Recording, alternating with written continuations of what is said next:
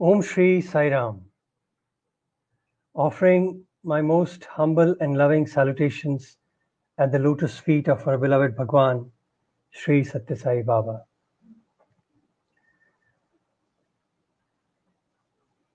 Dear brothers and sisters, it gives me a pleasure and deep sense of gratitude to continue to bring you yet another episode of his story through the eyes of his boys.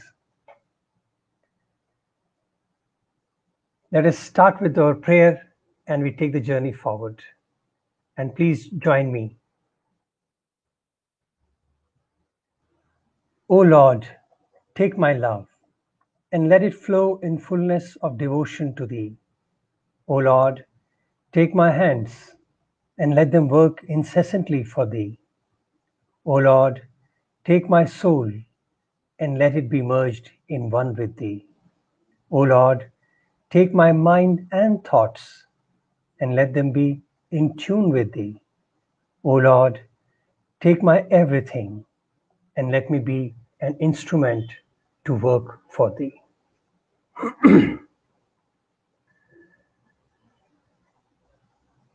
Om Shri Sai Ram. We are lucky to hear Bhagwan's stories, and we have sketched the life of our Lord from 1962 when he started with the Ved Pathshala, Sri Satya Sai Ved Shastra Pathshala.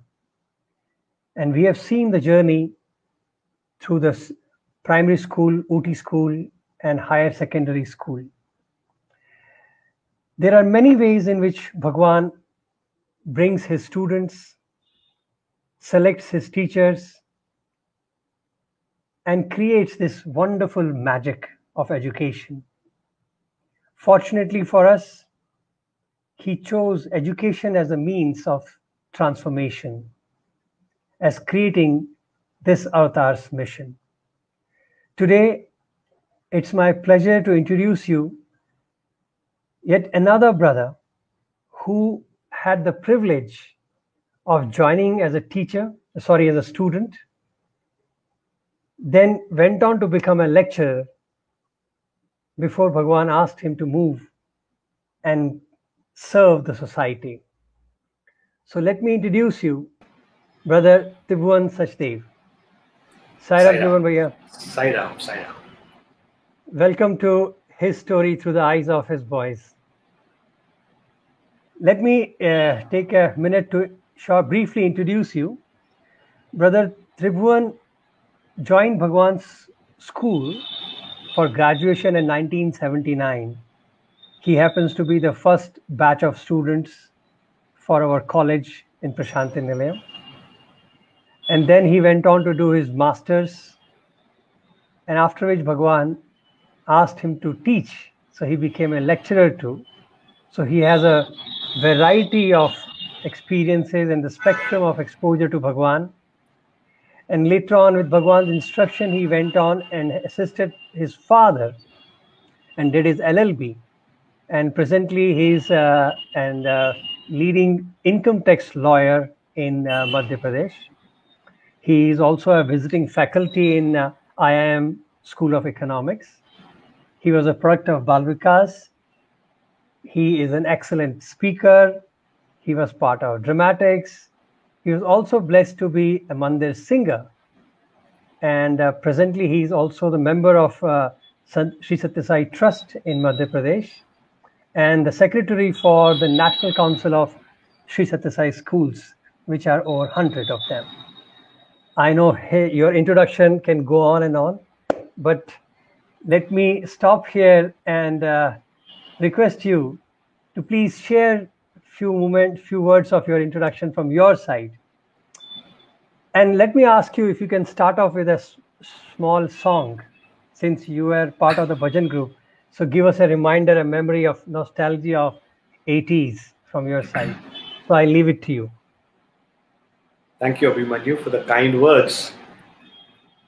I think it was one of the poets who had once said that to deny any of the given compliments is, in other words, asking for more.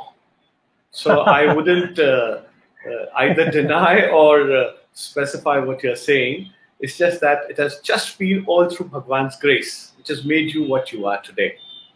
And since you've asked me to start with a song, so I'm reminded of a beautiful couplet which I had heard in 1980 in the Purna Chandra Auditorium when the bhajans were going on during the Third World Conference, which was the 55th year of Swami's birthday celebrations. And the lines go something like this. You'll pardon my voice because I'm not doing too well, but still.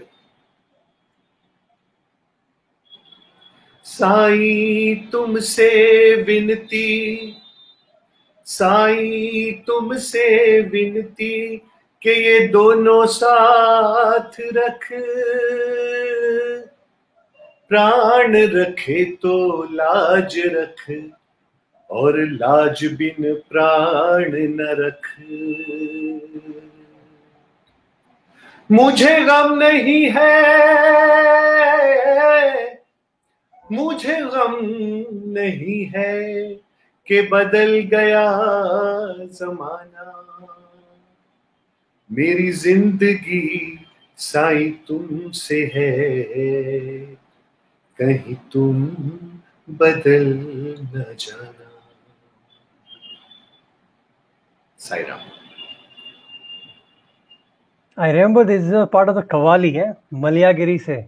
Yes, and the line goes on, Malayagiri se, Himalaya ki choti se, Bholenath ki savari, Sai Nath ki savari chali aa rahi. Beautiful, wonderful memories. So please, I know you had come last time and you had briefly mentioned about your journey. So please share with us, how did your family come to Bhagwan? If I go back, I'm reminded of a very different incident. It happened somewhere in 69 or 1970. Probably I was just about 9 years of age. And one day when my mother was asleep, she got a dream, and in that dream, she saw Sri Satya Sai Baba. She had barely heard about him, and she saw that she could see only the upper portion of Swami. The lower portion was not visible to her, and that upper portion had that huge bright light all around it. And Swami came to her, and Swami asked her, "Are you happy in this house?" In English. "Are you happy in this house?" Now, she didn't know what to say. She just folded her palms and just kept her eyes open to see Swami, and then Swami disappeared. And she was surprised. Why did Baba had to come into my dream? I'm not even his devotee. I've just heard barely about him. He's got a huge halo of hair. He looks more like a rock star. And how can he be God? And all those questions started coming in. And then it so happened that my father's uncle, with whom he used to practice, he handed him over the book by Howard Murfitt, The Holy Man and the first book. Yeah, Man of Miracles. The Man of Miracles. That was the first book. So after reading that, my father said that we must go and visit this Baba once. And he promptly forgot about it. So I remember my mother once telling that she reminded father once that, "Come on, let's go down south. Let's go. We'll take our car and we'll go down, and we'll go for Mysore also, Bangalore also, and all those places." And she kept on requesting father, but father kept on postponing it because he had really no affiliation with Baba then. And one fine day, my mother said, "Either you take all of us in the car, or I'm going to take my children and take them to Puttaparthi myself." So that was probably the last straw on the camel's back when your high command tells you that I'm going to take my children if you don't come. So he decided to cut short his professional commitments, and he decided to go. And we reached on the 31st evening to Puttaparthi, 31st of December, 1972. And there we were informed that Swami has left for Bangalore and that he would be in Bangalore. So we spent that night in Puttaparthi. There were not too many rooms there. We had to stay outside. There was hardly any kind of facility, you could say. All I remember is that there were plenty of mosquitoes and a very sleepless night to follow that night. And early morning on the 1st of January, we left for Bangalore, reached Whitefield, and on the 1st of January 1973, that was the first time we laid our eyes on Bhagwan Baba. And as luck would have it, we had his darshans in the morning, and we were informed that Swami would come in the afternoon also. So we asked one of the volunteers that, can we garland Swami?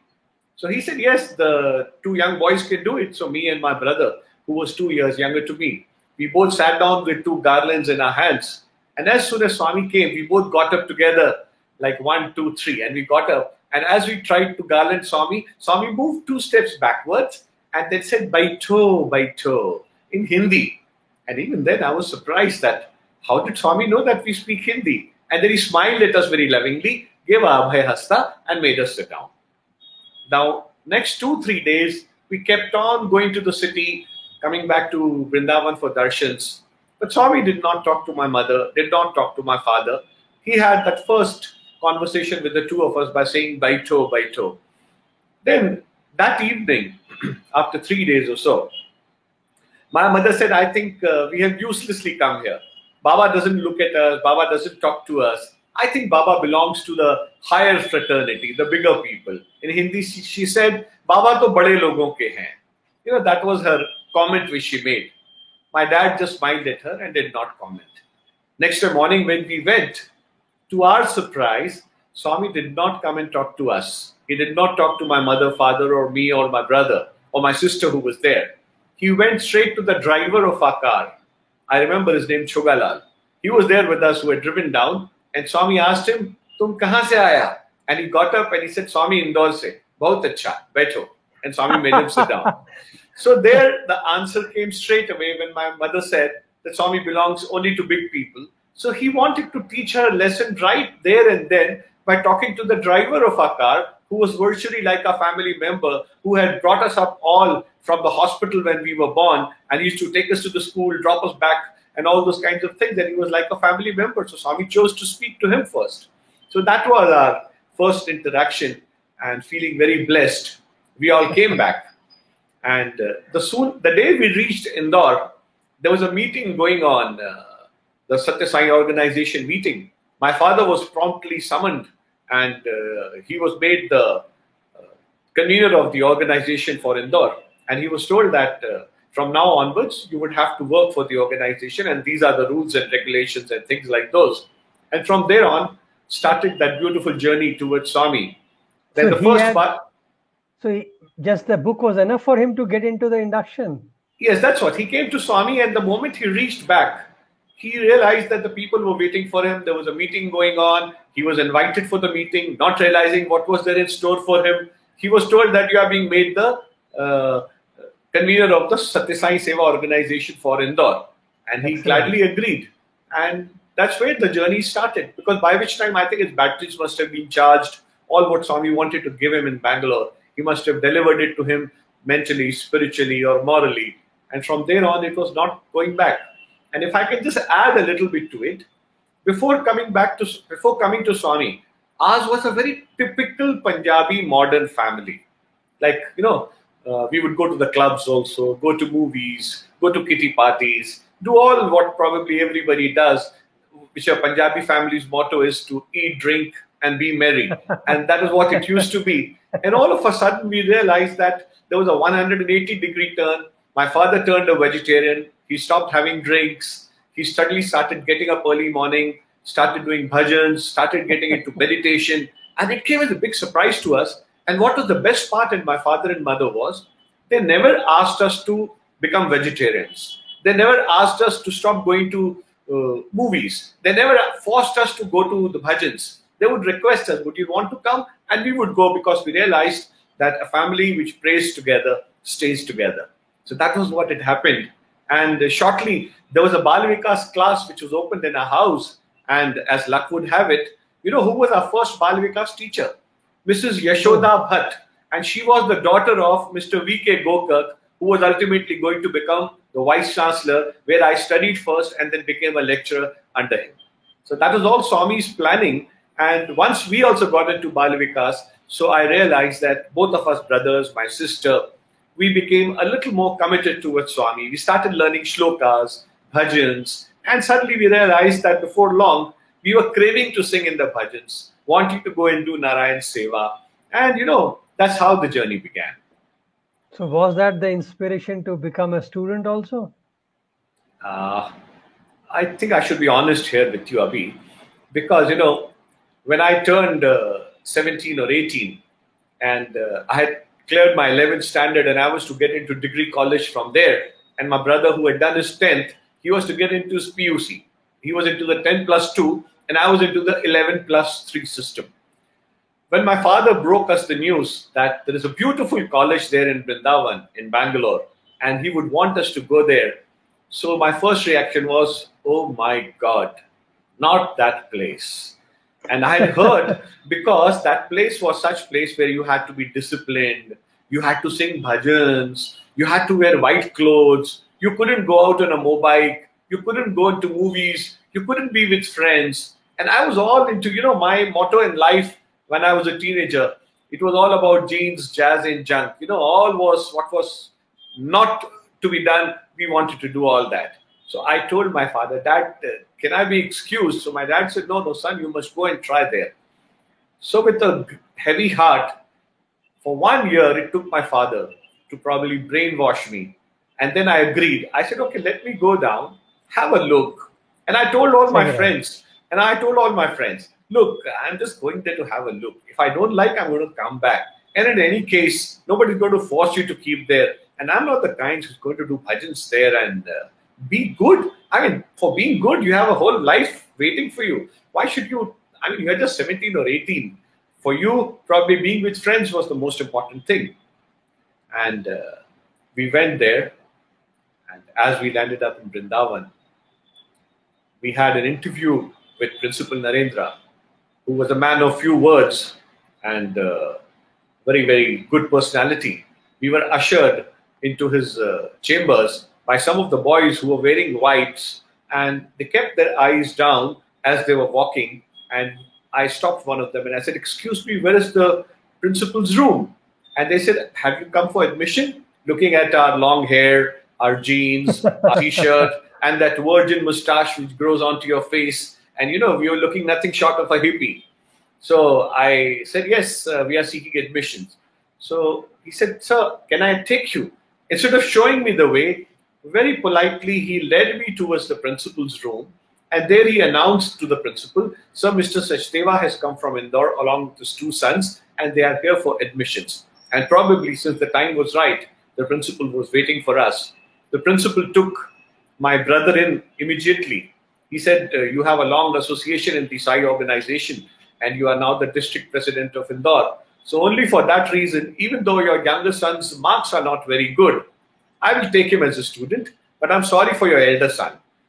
He has done 11 plus 3, so we cannot admit him into class 12 technically. But if you want, we can take him into class 11 again. So that would have entailed me sitting in the same class as my younger brother. And that, of course, I could have never agreed. And with the kind of ego I had and with the kind of superiority complex I possessed. So I said, no, nothing doing. I'm not going to take admission in this college. So he said, look, you're missing out on a chance of your lifetime. You can take if you seek. And I said, I need time to think. But before this event happened, now let me take you a little back. When my parents were planning to get us admitted, my dad would talk to us every day, relate to us some experiences on Swami, tell us some miracles, so that our devotion towards Swami becomes, yes, it creates interest also, and our devotion towards Swami becomes stronger. So my mother would write letters every day to Swami. Every day she would write one letter, and that letter would have one prayer: Swami, please grant admission to both my sons in your college.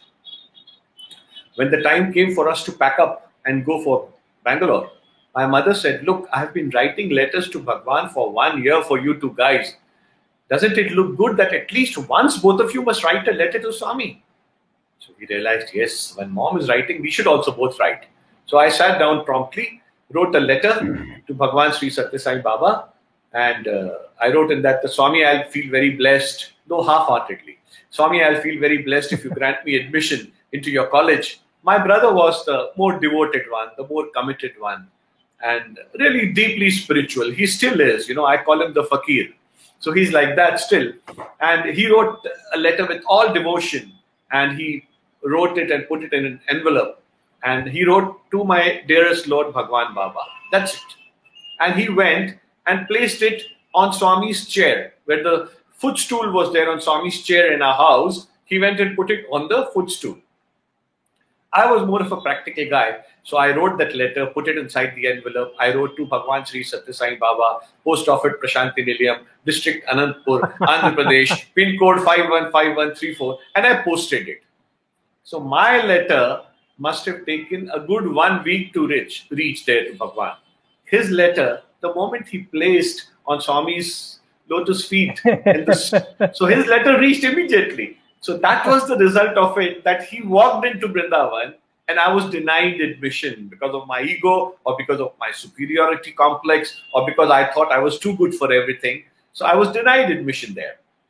And then, confused, my parents went to see Professor Kasturi, who used to live there in a suburb called Adugodi.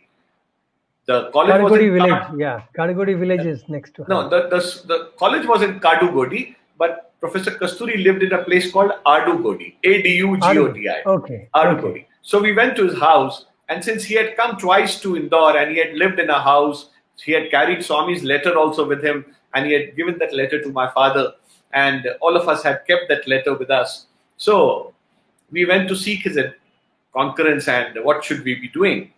So when we told him our predicament, that I will have to start again on class 11 and 12 and then go on to degree college. So I'll be 2 years behind in my life. And what was worst, I'll have to sit with my own brother and be in the same class, which I couldn't have, which I really didn't want. So I still remember that face and that expression on Professor Kasturi Garu's face. He told me lovingly, "My child, I am more than 60 years of age."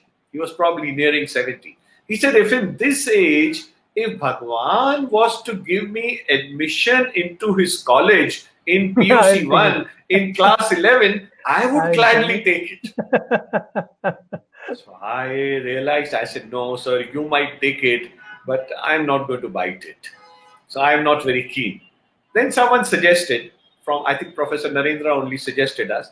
He said, "Since you are very keen," he told to my father, "since you are very keen to seek admissions for your son, Bhagwan is opening up another college in Puttaparthi, in Prashanti Nilayam campus, and it's going to be a new college, not under Bangalore University. It will be in Andhra, probably Venkateshwara University. So why don't you try your luck in Puttaparthi? Maybe your son could get admission there." And that is how we landed up in Puttaparthi. And for 15, 20 days, we stayed there. The journey began.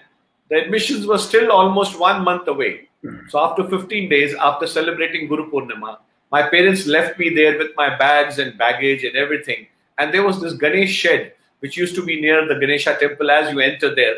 And I was checked in there out of the room, because when my parents checked out of the room, I couldn't stay there alone. Those were the rules. So I came and stayed in the shed. For the first time, I realized what was community living all about. You had to share toilets, you had to share bathrooms, and there were all kinds of devotees of all hues and backgrounds and everything. And those 15 or 20 days, which I stayed in that shed, probably opened up my mind a little bit to that place. I suddenly realized I found myself running after Swami's car.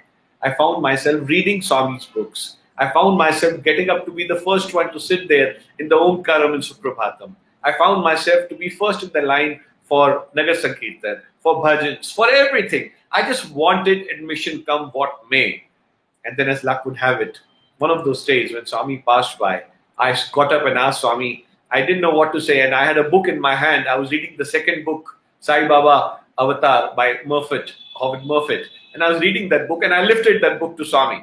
Swami came and looked at me and questioningly he looked at me, meaning, "You speak something. What is it that you are offering your book to me?" So Swami blessed it. And all I said was, "Swami, aapki college mein admission chahiye." And he looked at me smilingly, "Deta."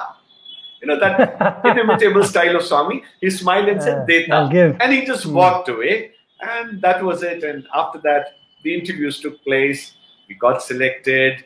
and I suddenly found myself enter these hallowed portals of Puttaparthi, to which I'm thankful that. Yeah, we have heard your stories of all your batchmates, Mr. Ashok Anand, and everybody had come and they shared how the journey started with old hostel in East Prashanti and then moved on to the True.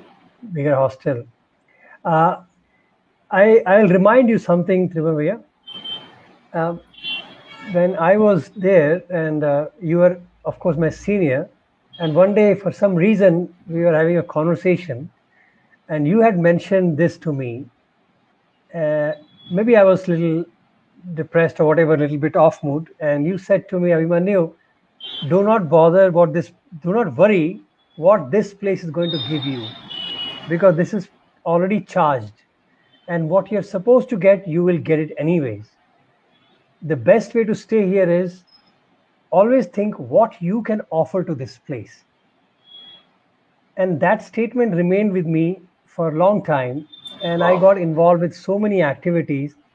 And today, when I look back, I can say proudly that, I was the one who did part of that. Gardening was done by me, kitchen was done by me. So, I was part of so many things just because of that statement.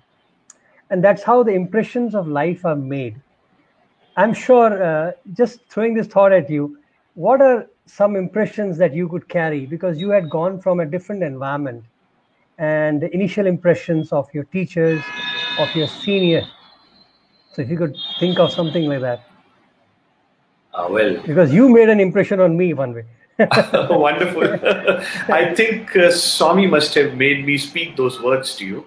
But I really believed in this fact that when you are in Parthi, I have often said that Swami is the perfect avatar, the Sola Kala Sampurna avatar. He's perfection personified. But then there is one weakness which Bhagwan has often showed in his persona. And that weakness is that weakness in mathematics. He's not very good in mathematics. And that too, mathematics of giving.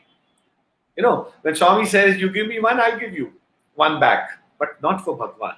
Bhagwan says, you take one step towards me and I take 10 steps towards you.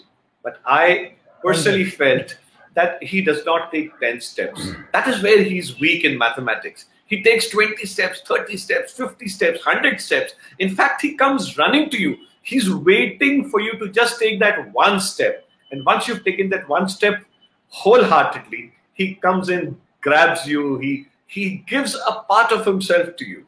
So I realized that in Puttaparthi much earlier, that whatever time has been given to you, in Puttaparthi, you must try to spend the time wholeheartedly.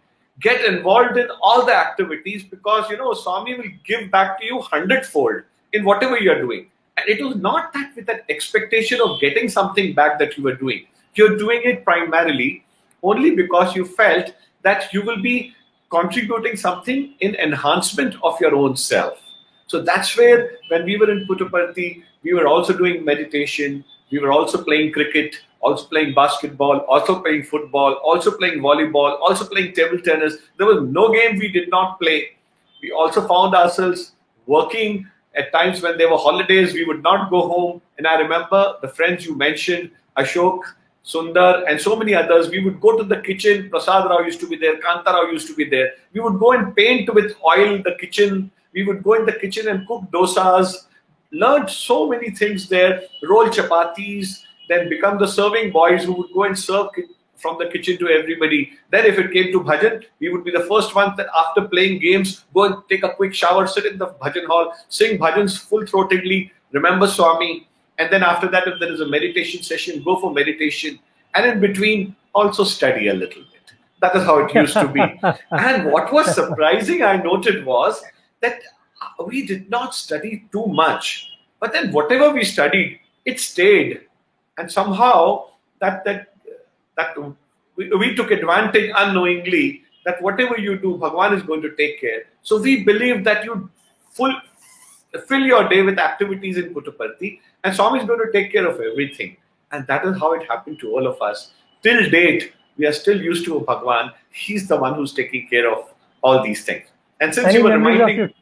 Any memories of your teachers and all that? Sorry. Yeah, you were mentioning to me. So there were one or two teachers. I was who had really made a very big mark on my upbringing there in Puttaparthi, other than Bhagwan directly, if you say. I must say, I am very indebted to Professor Nanjundaya. He's another great soul, I would say. We would wait for him to take his classes. You know why?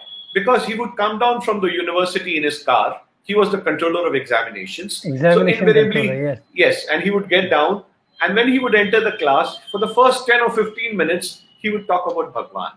He would relate some miracle, some story, some persona of Swami's this thing, which would make us closer to Bhagwan. And then if half an hour would be remaining out of 50 minutes, then he would tell us about business environment and ethics, or probably principles of management, and things like those, and accountancy, and things like those. And we looked forward because in that period, he would tell us something always about Bhagwan, which we never knew. I am reminded of one particular saying he used to often tell to me, and which has probably made a very deep impact. And I have always shared it with everybody. Thank you, Professor Nanjundaya. And he told me this one line. He said, remember, Tribhuvan, Bhagwan is the only avatar on this earth that if you attach your name with his name, a little bit of his glory will start reflecting onto you. It was such a huge statement.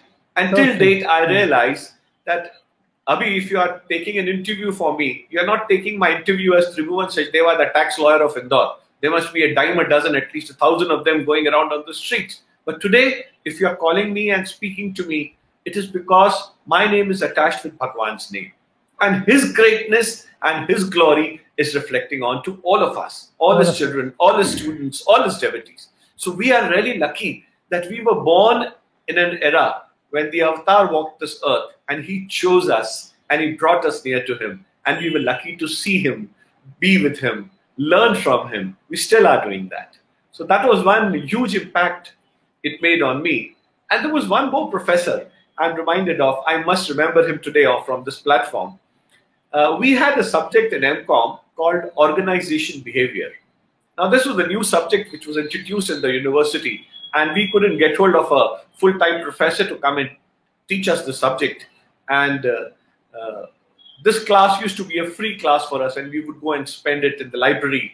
And then one fine day, we realized that there was this gentleman whom we used to see in Puttaparthi, elderly gentleman, must be in his late 50s. He had a bag hanging on his shoulder, and he had his wife with him and a small little child, three of them would be going together. He would come to college often, be in the library sometimes, and then go back. But we didn't know who he was. Then one fine day, we were introduced to him as our new professor in organization behavior, who was a clinical psychiatrist from Canada, and he had taken a sabbatical from the university in Canada somewhere, and he was staying in Puttaparthi for 3 months. And then he spoke to Bhagwan, and Bhagwan blessed him that go and teach my children, since you are a professor. His name was Professor Shankar Datta. Again, a wonderful devotee, a great human being, and one steeped in love of Bhagwan. And I learned a very great lesson in one of his classrooms. Whenever he would start, he would talk a lot of sense. And he was always one who was a very democratic professor. The day we would not want a class, he would say, okay, if you guys don't want a class, it's okay with me. You do what you like. I'll sit down and read a journal. But the day he would start off, we would not want him to stop. So one such days, he gave us a very beautiful exercise to carry out in the classroom, which made a huge impact on me. Till date, I remember this. He gave us an exercise and he said, write down 3 shortcomings in your own nature. We all know ourselves very well. What do we do? So he said, write down 3 shortcomings.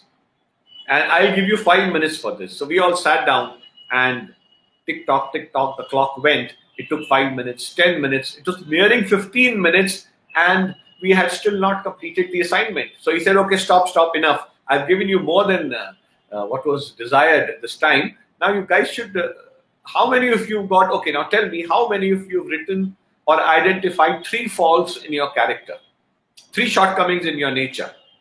We looked around and there was just one lone guy, and he very sheepishly raised his hand and he said, sir, I have been able to identify 3 shortcomings. He just looked at him without commenting. Okay, sit down. How many of you have two shortcomings in your nature? We looked around. There were lots of guys who had two shortcomings, and most of the class had two shortcomings. He said, good. How many of you had only one shortcoming in your nature? We looked around. So one or two of us lifted our hands, like we had won a boxing bout, and we looked around, and there were just one or two guys who had one shortcoming in them. He said, okay, any guys who have no shortcomings in themselves? So there was this one lone guy, and he again got up and he said, sir, I don't think I have any shortcoming in my nature. He said, wonderful. Now, I'll give you another exercise. You guys are sitting on a double bench. Your best friend is sitting with you. You know him the best, don't you all? He said, yes, sir, we know him very well. Now, write down 3 shortcomings of your friend, the best friend who's sitting on your seat with you, and I'll give you 5 minutes for this. Now, boss, 5 minutes? I think in 2 or 3 minutes, everybody completed the assignments. All of us wrote 3 shortcomings in our friend's nature. Some of us wrote 5. One of our friends even managed to write 8 shortcomings in his best friend. So then he said, what does this exercise denote to you? It denotes that we are always looking outwards. For us to identify faults in others is so easy, so simple. Even though he's your best friend, even though he sits with you for all the classes, you are still able to identify so many shortcomings in him. But why don't you go inwards and find out what are the faults in you? That boy who said he had 3 faults, I think he is the one who deserves clapping today, because he's been able to identify 3 faults in himself. Not many people can do it. And this is universal. It is not just in Puttaparthi. It happens in America. It happens in Canada. It happens all around the world. When you ask people to identify their faults, they'll not be able to find out. So in this world, remember, do not find faults with others. They have plenty of them. Find faults in yourself. Try to correct them. And when you do it, you will become a better human being. And that was a big lesson for me. And till this date, I know I have plenty of faults, but I do try to rectify them so that I'm able to become a better devotee to Bhagwan. Nice. What a learning. I believe you had one more teacher whom Mr. Kobu, remember? Oh, yeah. Oh, my God. Faculty. Oh, yes. I must tell you about this. We had a Muslim gentleman who was to teach us mercantile law. Now, again, it was a final year of BCom, the first year of our university. And there was no lecturer to teach us mercantile law. And the university had just opened up, and we were informed that close to 18,000 applicants had placed their biodata and resumes to be selected as lecturers in Swami's University. And they were from Oxford, Cambridge, American University, Stanford, you name it. And one day they were surprised. They had opened up initial few letters, but remaining thousands of biodata are not even open. So one fine day, they invited Bhagwan, and they said the controller of examination, the then registrar of the university, our most beloved Mr. Chakravarti, he was there. And they said that, sir, we would want that, they prayed to Bhagwan that, Bhagwan, why don't you please select out of these 18,000 applications? We are unable to decide. So Swami said, you place all the applications on the floor. I will come one day and choose up the 8 or 9 applicants which you require. And Swami came into that room one day and he selected, take this, randomly, as Bhagwan would do it. And he selected, and out of them, one of this was Mr. Abdul Razzaq Korbu, who was living in Sangli. And what this guy would do? He would take a train on Friday night, reach Bangalore early morning, from early morning take a bus, reach Puttaparthi by 9:30, 10 o'clock, take a shower quickly, rush to the college, and take our classes the whole day. The day Mr. Korbu would come, we would have nothing else except commercial law, mercantile law, and this was all what he taught. And he was a brilliant professor. He was a practicing lawyer, so he had so many experiences, so many case laws to tell us, and so much so much of promptings for us and so much of learnings from us that we used to really adore him. But every time he would come, he came 3 or 4 times, and all the 4 times, Swami never used to be there. But then I remember that once when Swami was there, so we were very happy that Korbu sir is here. And then Swami called him for an interview. And we all were so happy. And there, Swami told him that, I know you are a very good professor, Mr. Gokak, who's the vice chancellor, told me that you have been his student way back in Kolhapur, and that he has taught you English, and my students appreciate your teachings a lot. And do you know what is the meaning of Abdul? So he said, Swami, Abdul means a devotee. And do you know what is the meaning of Razak? So he said, Swami, Razak means Allah. So Swami said, what does Allah mean? So he said, Swami, Allah means God. Swami said, no, Allah means that one Parampita Parameshwar.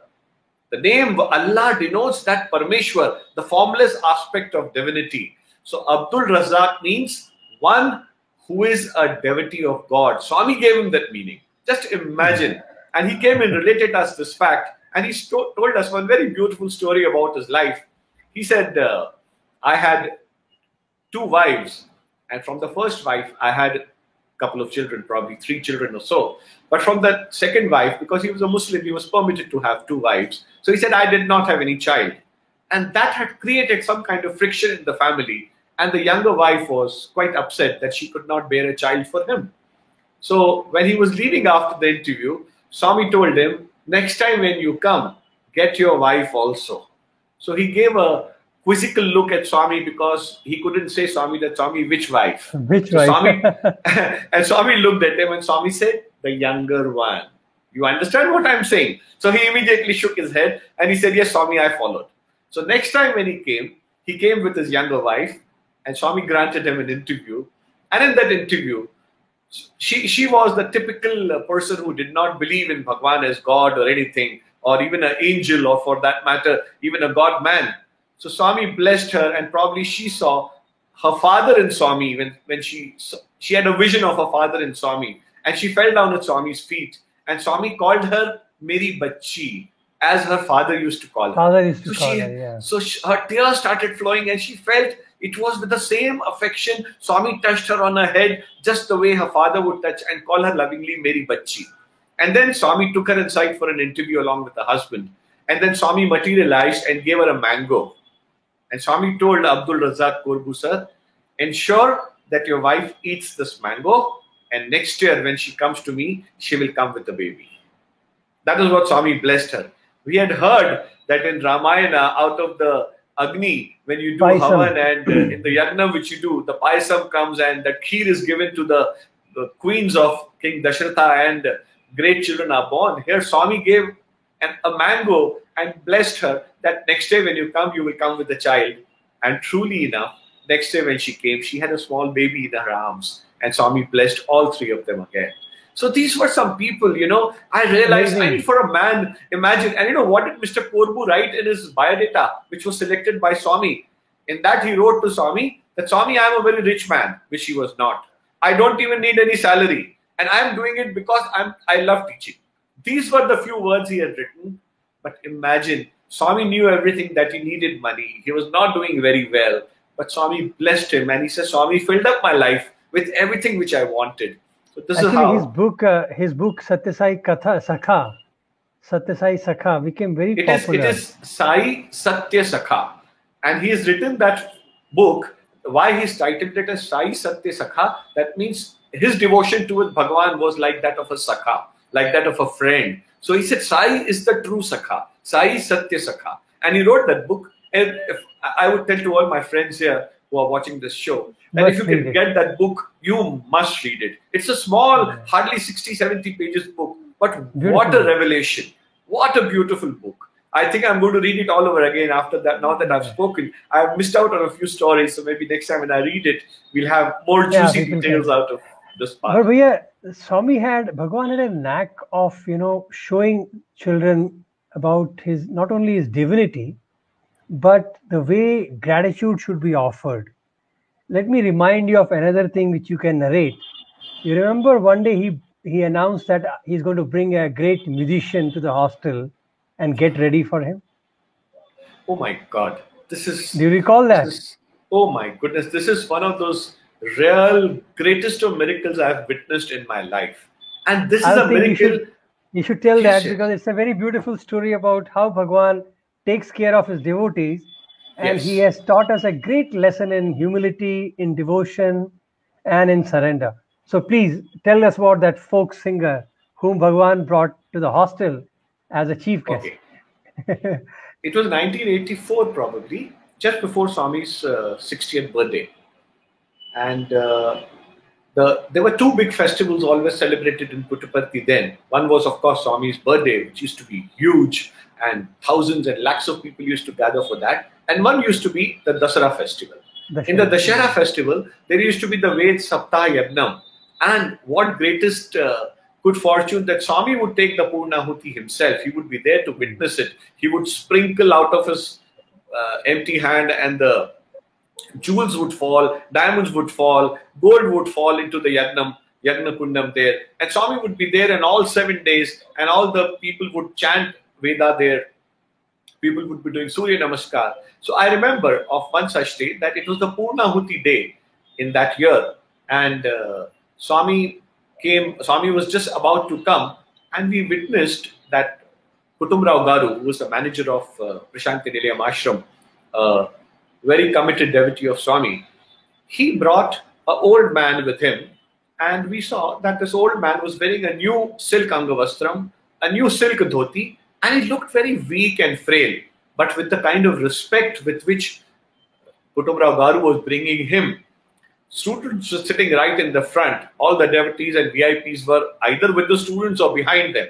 He was made to sit in front of the students, and a special chair was given to him so that he could sit. So we realized that, oh, he must be some great VIP who has come to have Swami's darshans. And Swami is about to come, and Kutumrao Garu has brought him here, and he was given a seat of honor, and a chair was offered to him, and he sat on that chair. But he was looking very sheepish and a little out of sorts. But then, of course, we forgot about him. Now, Swami came for Purnahuti. Swami went near him, just blessed him, and did not speak to him.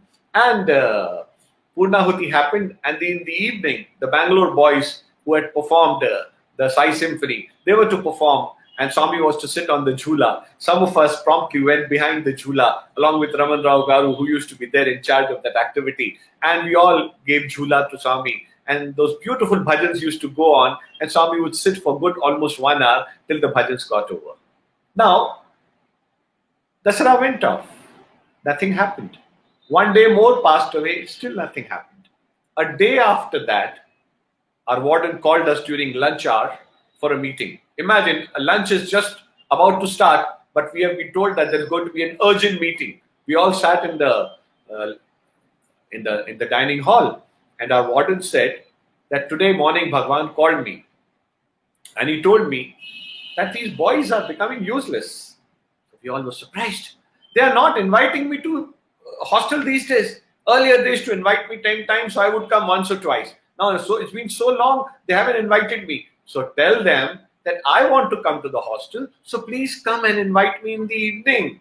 So my God, andhe ko kya chahiye do aankhein. It was like a license given to us that today we are going to sit in the front, and we decided that, okay, 5 of you cover Swami on the left flank, 5 of you cover on the right flank, 5 of us will go in the front, and all of you come behind us, and we will do Swami, Swami, Swami, you have to come to the hostel. You catch hold of his hand, I will catch hold of his feet. You raise the handkerchief to Swami. And we had all planned it all out. And we said, Swami is giving us the license to invite him to hostel. Normally he would say no in Parthi. He would be very particular. If we would do some such thing, he would say, hey, sit down, devotees are watching, be disciplined. That was what Swami would say. But here it was, Swami was asking us to invite him.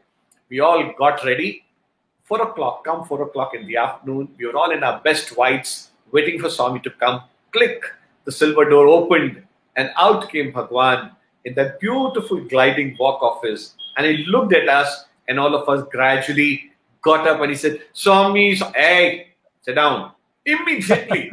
And my God, once Swami said, hey, sit down, and he shows his eyes. Oh my goodness, we forgot everything, we sat down. What is it that you want? You want me to invite you to the hostel? No. I only told you to invite me. Why natak? Kya natak karta ki Swami Swami karega, humko pakadega? Hey, I don't want all that. Tomorrow is Sunday. I will come to the hostel at 4 o'clock. You go and get ready, and Swami will bring a very good musician with him. Now, my God, we were all so happy that Swami has agreed to come, and he's, of course, prevented that natak which would have happened of inviting him. But then Swami called us. So next day we went to the hostel, cleaned up, scrubbed the hostel, made it clean, Everybody even decorated their cupboards. They made flowers laid out outside their rooms, that just in case Swami decides to walk in, so he should see that this is my altar, this is my cupboard, and this is my picture which I pray to. You know, those childish things which we used to have for Swami.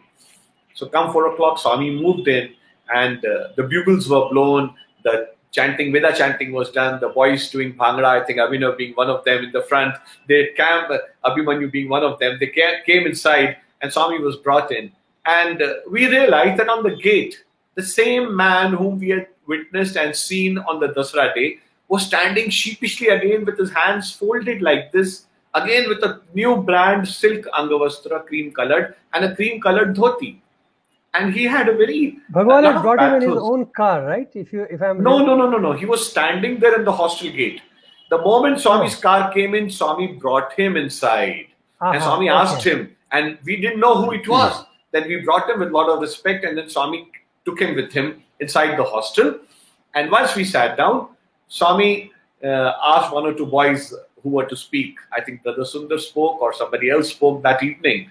And after it was over, then Swami said that I have called, there's a great musician here who has come all the way to Puttaparthi, and I wanted him to perform. So today he's going to perform now. So now the stage was all set. We all were geared up that, oh my God, a VIP who has come with Swami, and he's a musician on top. So one or two guys nudged each other, the bhajan boys which we said, you know, last time Swami came to Vrindavan, he brought Pandit Ravi Shankar with him. The other guy who said, hey, last time when Swami came to our hostel, it was Sunil Gavaskar who came with us. So this time, I think, let's see who this person is. I'm sure he's going to be musician par excellence. And then the mic was given to him. He had a tambura in his hand, a tanpura as you call it, and a kartal in his hand. And what he was doing he was a Burra Katha singer or a Hari Katha singer. Hari Katha singer. So those of us who are well versed with the system of Andhra, that the Burra Katha or the Hari Katha person is that person who sings out the glory of Lord Vishnu. And in that he relates a story also. He sings bhajans also. He takes a circle around while singing, a little bit like Mirabai, but then he's so engrossed. So the moment he started, all of us looked at each other because, honestly speaking, he was not such a great singer. And what was more, at certain places, he went out of Shruti, and we looked at Swami, and Swami was lost as if he was a divine singer singing. Then there were times he would miss a talam. Again, we would look at Swami, because in the bhajan hall, if we ever miss a talam or we go out of Shruti, Swami would probably give you a dirty look, and then he would make you keep quiet. And next time he would say, you practice more. So we couldn't do that. And of course, that was what perfection is all about. So Swami's grace is what brought us to it. So we looked at Swami, and we were surprised that Swami was lost in his singing, as if he was probably the best singer in this world. And Swami was enjoying it. He was waving and he was moving. And we were all surprised. We had never seen Swami, that an average singer, or I would say probably below average singer, not a great singer at all. And Swami's enjoying it, and we were all very disappointed. And then Swami got up to give his discourse. Swami gave a beautiful discourse. Not a word was exchanged about this man. Now the suspense was building up. We wanted Swami to tell what is all this all about. Who is this man, and why did you send him, and why is an average singer coming and singing in your home? Because Swami would say that the hostel is my second home. And then Swami asked one boy to get up and offer Aarti. Immediately the boy who was to offer Aarti rushed there, and Swami made him sit down. And Swami moved back to the mic again, called the translator, who was probably our warden then, probably or Nanjundi, sir, I don't remember. And Swami said, oh, I forgot to tell you, you guys must be wondering who I brought for this hostel visit today, and who this musician is. Now Swami said, let me relate to you his story. Swami said, he's a poor Brahmin from Andhra. He used to fill up his stomach by only singing the glory of Lord Vishnu. He doesn't know anything in his life except doing Hari Katha and sing the praises of Lord Vishnu. For years together, he has been going from house to house, from city to city, from town to town. Somebody gives him clothes, somebody gives him some rice, somebody gives him something else, somebody gives him money. And this is how he has been eking out his living. He's like a Daridra Narayana. He's eking out his living with great difficulty. Come this Navratras, he decided, let me go down and people will give me some good chances and I might be able to make a little better money. So he wandered from one village to the other, but nobody gave him any chance to do Harikatha because people were more interested in doing film shows, orchestras. Swami mentioned this. And then Swami said, one of the devotees probably told him that why are you running here and there? You are so close to Puttaparthi. And this is the Dasara festival going on. Swami grants chances to all the big musicians and singers who come. And we remember we had heard Rajeshwar Rao, P. Sushila ma'am, and Ramakrishna sir, amongst the great stalwarts of Telugu singing, who would come there and sing bhajans there. So he said, why don't you go there? And Swami might give you a chance to sing.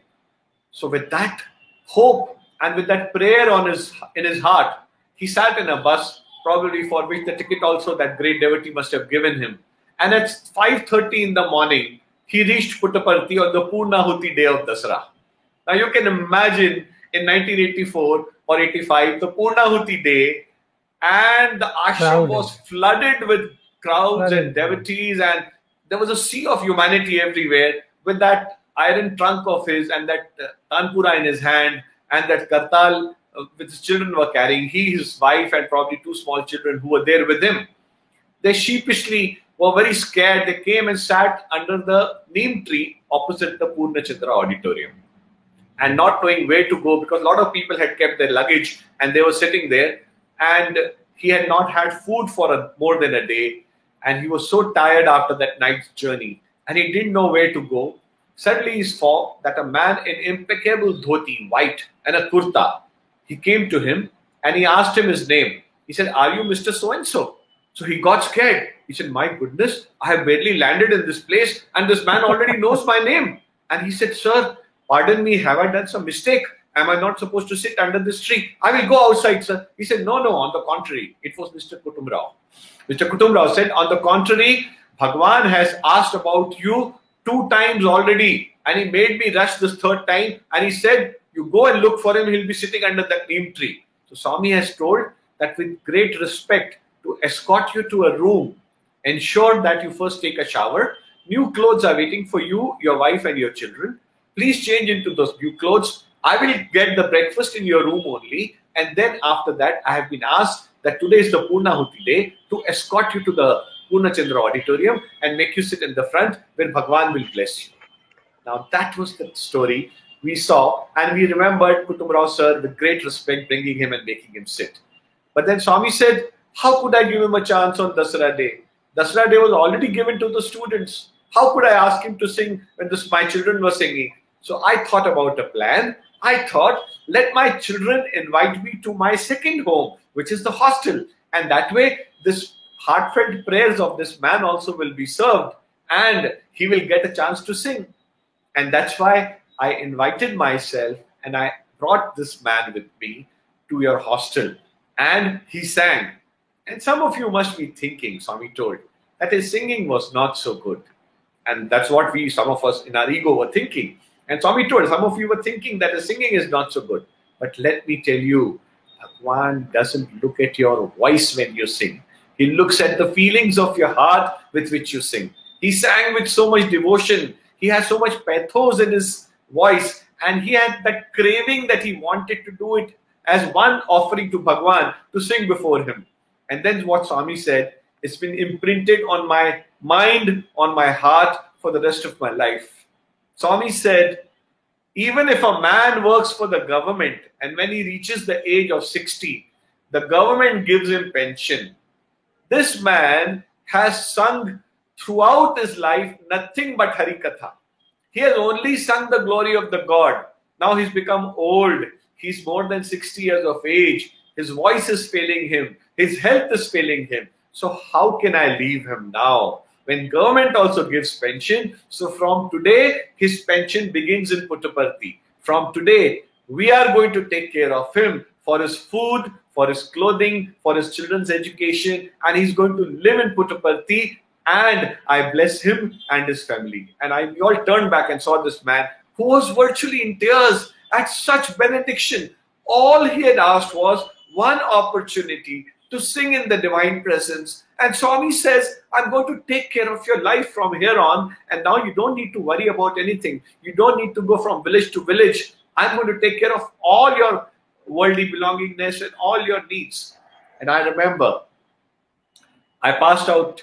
I was made a lecturer. After becoming a lecturer, when I left that place for good 8 or 10 years, when I kept coming back to Parthi, I used to always look for this man, and I used to find him even in the Sai Kulwant hall. When the hall came up, he used to sit there behind on the platform made for the old devotees. And I used to remember that this Harikatha person is doubly blessed because through his life, our lives have got blessed. And we understood that one aspect of Bhagwan's divinity, which we never understood. That Swami did not do any miracle here.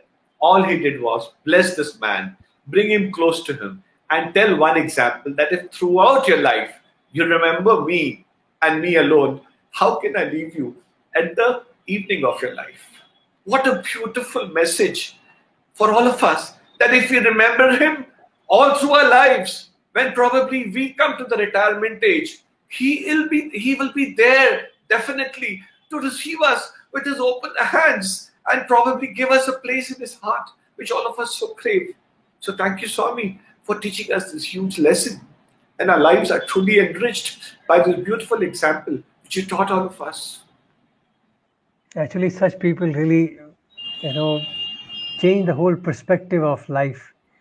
They make you think differently, and such experiences enhance and evolve amazing qualities in each one of us. And that's why the story had helped me also, and touched me very much. Thanks for sharing it with such elaboration and such details. I'm sure everybody who has heard it would have learned and enjoyed this love of Lord. And how can anybody who dedicates his life for God, how will God not take care of him? And why should we even worry about our future? Once you have dedicated yourself to Lord, it is nothing but best, because he's taking care of it. I think it's very difficult. This is the best example to recharge anybody or to reinstate that faith that Lord will take care. It is no second about it. Since you mentioned about your student lecturership, let me take the story forward to that direction, because I know there are some more examples. Also, we can talk about it. I wanted to ask you about your teaching. How did you decide to become a teacher? Oh my God, that's another experience. I must relate to you. I'm just changing a little here because it became too emotional. I know. This is a very pleasant thing to speak about. I was in my first year in college, and those were the days we had done a small play on the life and teachings of Ramakrishna Paramhamsa. And Swami had started calling me Ramakrishna only. And Swami used to come and talk to you every day, morning and evening, and would give you a chance to sing in the bhajans, would give you a chance to speak before him. And those were those times that you used to feel one with God. So I remember on one such evening when we had gone there for Bhagwan's darshans to him, the Swami once asked me, and he said, "Tumne kya subject liya? BSc liya ki BA liya?" So I told Swami, I have neither taken BSc or BA. I have chosen BCom as my subject. Oh, great, Swami said, wonderful. So you do MCom after you do BCom, and then you become a lecturer in my college. This was told to me in 1980 by Swami, that you do MCom in my college and you become a lecturer. So my God, I was so amused. I was so happy. I was on cloud 9. And the moment darshans got over, there was a spring in my walk, and I was smiling ear to ear. And I was so happy. I said, my God, Swami has already decided my career. I am going to be a lecturer in Swami's college. And I looked around. I had great stalwarts like Mr. Nityanand Menon, Mr. Anup Jalani, Mr. Kiran Patel. And I said, my God, I'm going to be one such person like them. I'm going to be a lecturer in Swami's college. And I was talking to myself and smiling to myself. And as I entered the hostel, Mr. Anup Jalani, who was my lecturer in commerce, he noticed me. He was also my director of the play, Ramakrishna Paramhams. And I had developed a lot of closeness and affinity for him. And he used to guide me also at times. So he looked at me and he asked me, Tribhuvan, you seem to be very happy today. Did Swami talk to you again? And I looked at him and I said, sir, I'm so happy I can't tell you. He said, what happened? I said, sir, today Swami has decided what my career is going to be. He said, what do you mean? He said, Swami asked me what subjects I had chosen, and I told him I had done BCom. And Swami said, very good. You do MCom in my college and you become a lecturer in my college. So, sir, isn't it wonderful? I'm going to be a lecturer like you. I'm going to be sitting with you. So he just kind of, tapped my shoulder and he said, wonderful, Tribhuvan, I'm so happy. But let me tell you, Vrindavan College has been on for good 8 years now, and MCom is still not come there. Even when I was a young boy like you, Swami told me also to do MCom. But then for doing MCom, I had to go to Bangalore University in the city and do MCom and then come back. And this is the very first year of your college. When will MCom come? So, doesn't matter. I said, sir, doesn't matter. If MCom doesn't come here, I will go to do MCom either in Anandpur or in Bangalore, wherever it is possible. But one thing is sure, that Swami has decided my career. And I was so happy beyond words. So he saw and he realized that this is a childish joy this boy is having. And as luck would have it, after completing my BCom, when we were in our final year of BCom, the university came. And the first batch of university, we were there in the first batch. We wrote the examination and all the boys who passed, they were promoted into MCom and MCom automatically came. And after I joined MCom, I realized that I was not a very brilliant student per se. But then, yes, I had at the back of my mind the thought that Swami has told me that he will make me a lecturer. So let me see whether he'll make me a lecturer or not. And I had almost kind of, those were the days I was put in the cold storage. I was being given the treatment, as we talk in our parlance. I was LBW, let the boy wait, as we say. Swami was not talking to me. And I was being given the treatment. LBW. LBW. This was a phrase we had coined, the first batch boys had coined, that let the boy wait. So that is what we were. And Swami was not talking to me. So I was not too sure. And probably my bad luck or good luck, I do not know. The top 5 boys who were the toppers, they were all awarded PhD. But none of them was made lecturer. And it was told that anyone who has to become a lecturer in the college must first do PhD. No new person will be made a lecturer. So I had no hopes of being a lecturer. I passed my MCom with good grades. It was A+, not O necessarily. In a couple of subjects it was O, but it was A+ in the others. And we were supposed to give a dissertation. And in that dissertation, I had also presented the senior professors, the vice chancellor, the controller of examination, the registrar, everybody was present in that dissertation. And after my subject was over, I heard them all huddling together and talking to each other. I didn't know what it was. But out of the blue, when I was getting ready, not knowing what to do, I was told that I have been selected to be a lecturer in Swami's college, and Swami has told that make him a lecturer. And I was amazed that all my friends who were there, they were doing PhD, and I was there who was selected as a lecturer.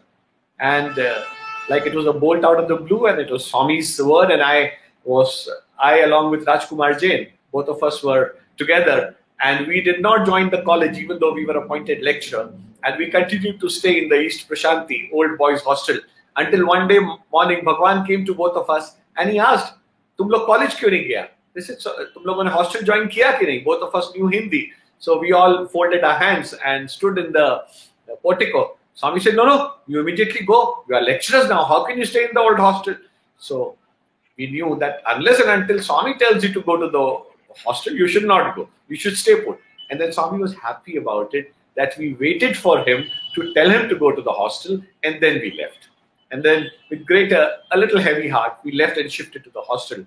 And then started a beautiful phase of my life, wherein for 4 semesters, for 2 years, almost for the 5th semester, also part of the semester I was there. I taught there in the university. And that was a great learning experience.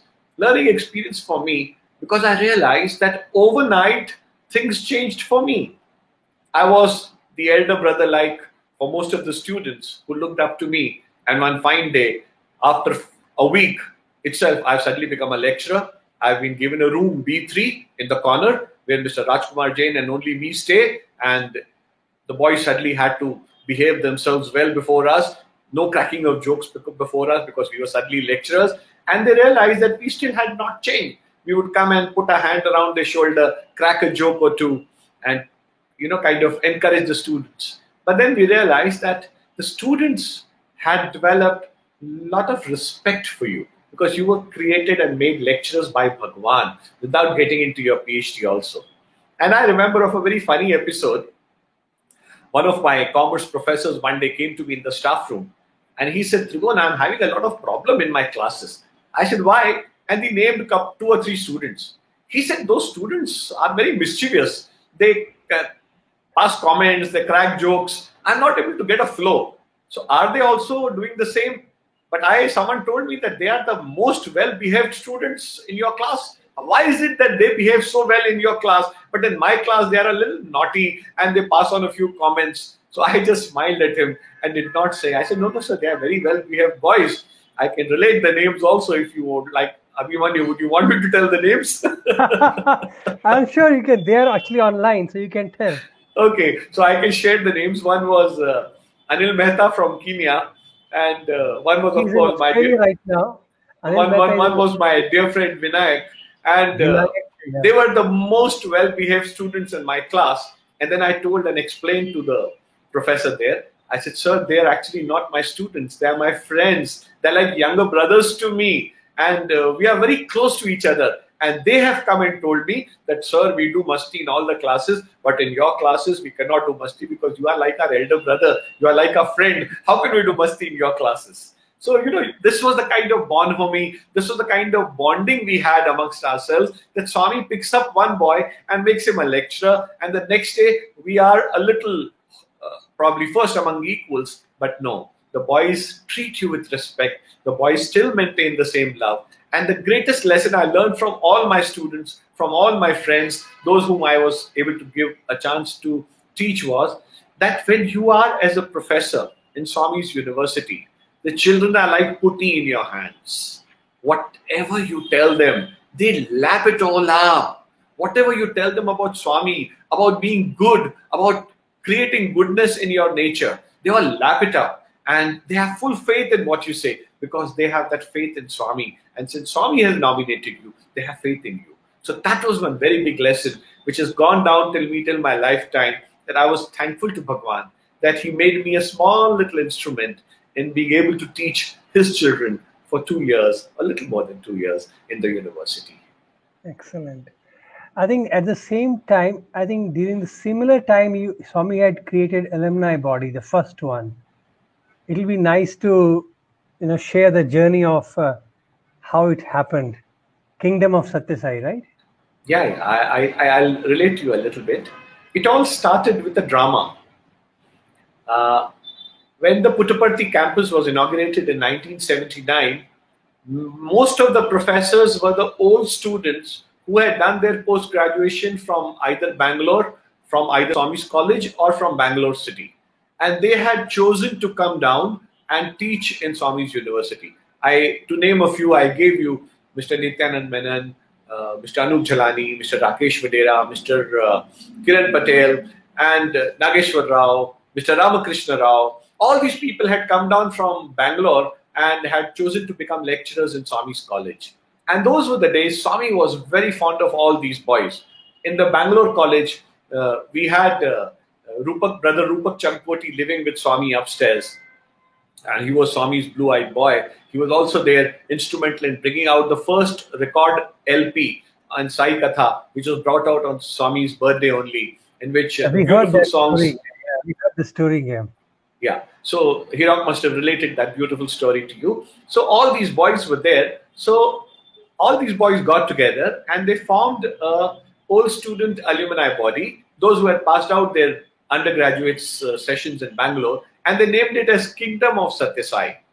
And it was decided in 1980, probably, I think it was, the birthday time, that they would stage a play on the life and teachings of Jesus Christ. And the play was named as Jesus of Nazareth. Yeah. And who directed that play? Amongst all these people, Mr. Anup Jhalani was there, Brother Rupak Champoti was there. But there was I'm forgetting the name, there was a director from Hollywood who was actually, there.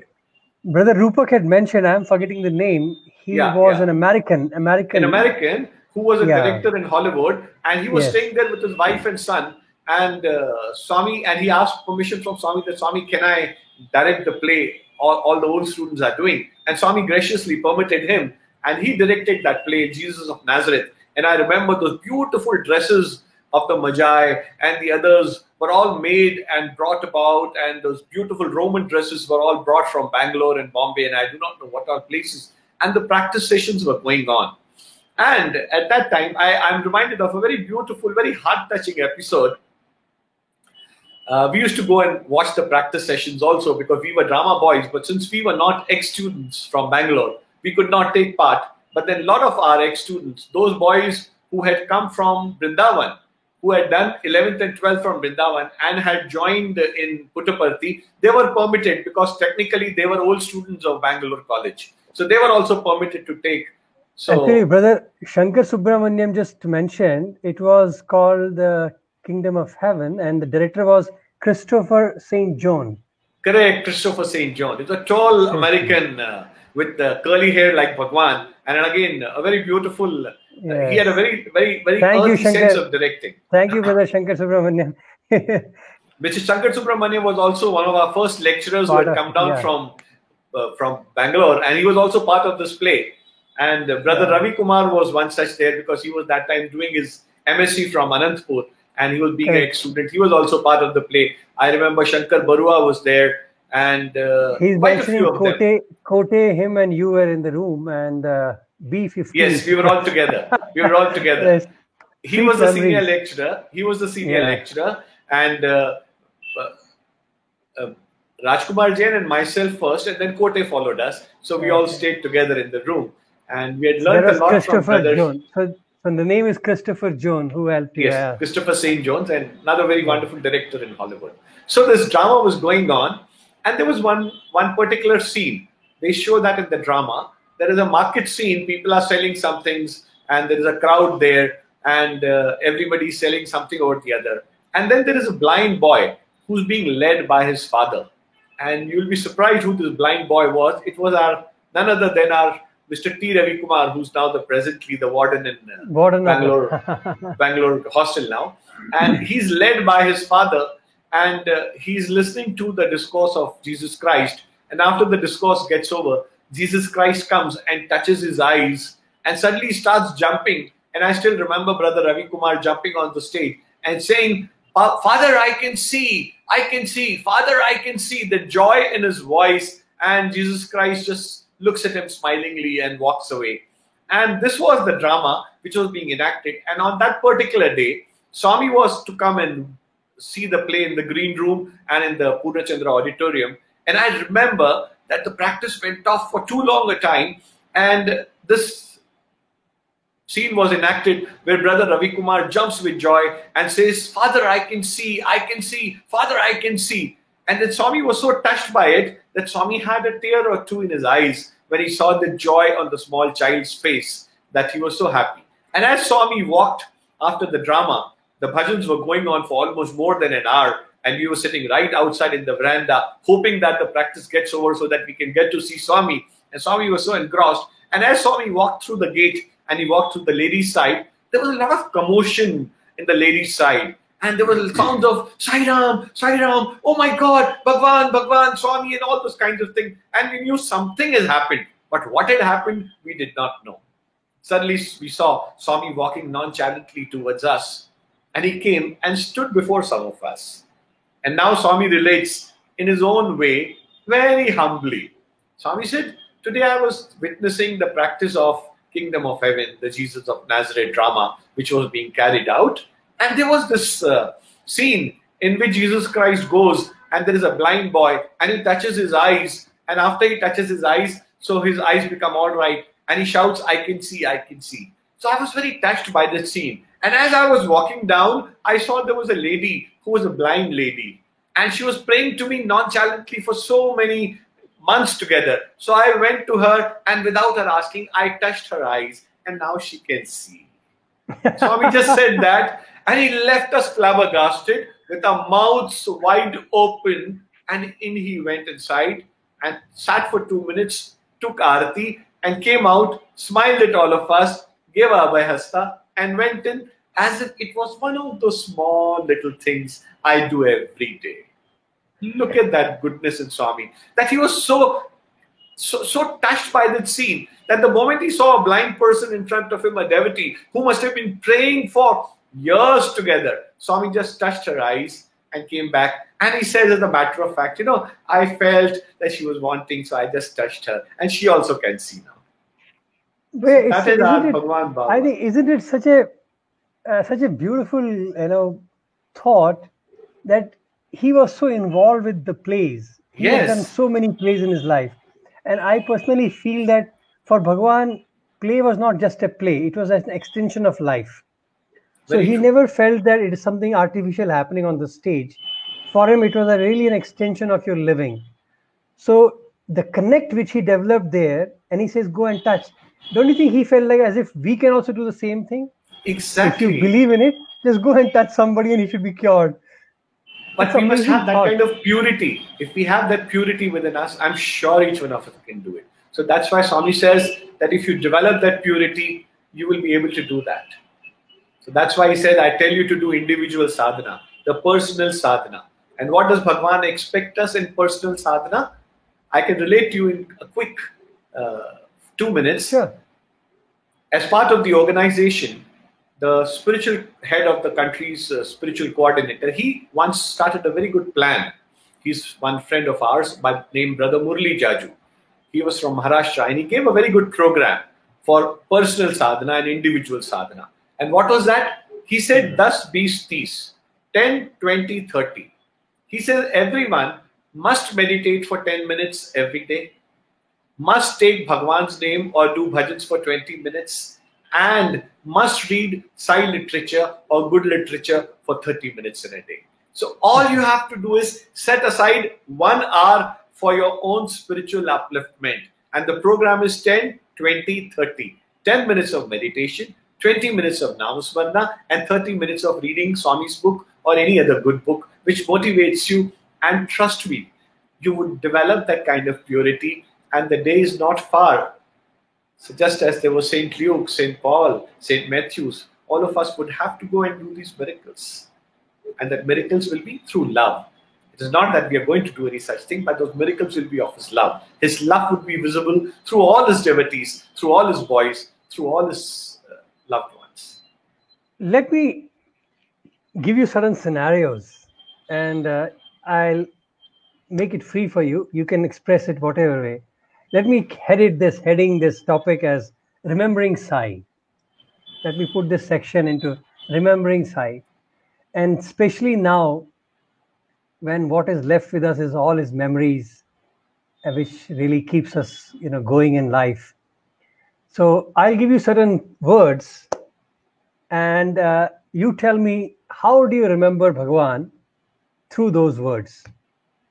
Okay, are you ready? Okay, that's a tough one. Let's try. Okay, the first word, remembering Sai, word is service. Yeah, I think that is the greatest thing which Swami has always endowed, and Swami has always spoken about the service. And service, Swami has the greatest factor that Swami was one such guru who first said that first be, then do, then tell.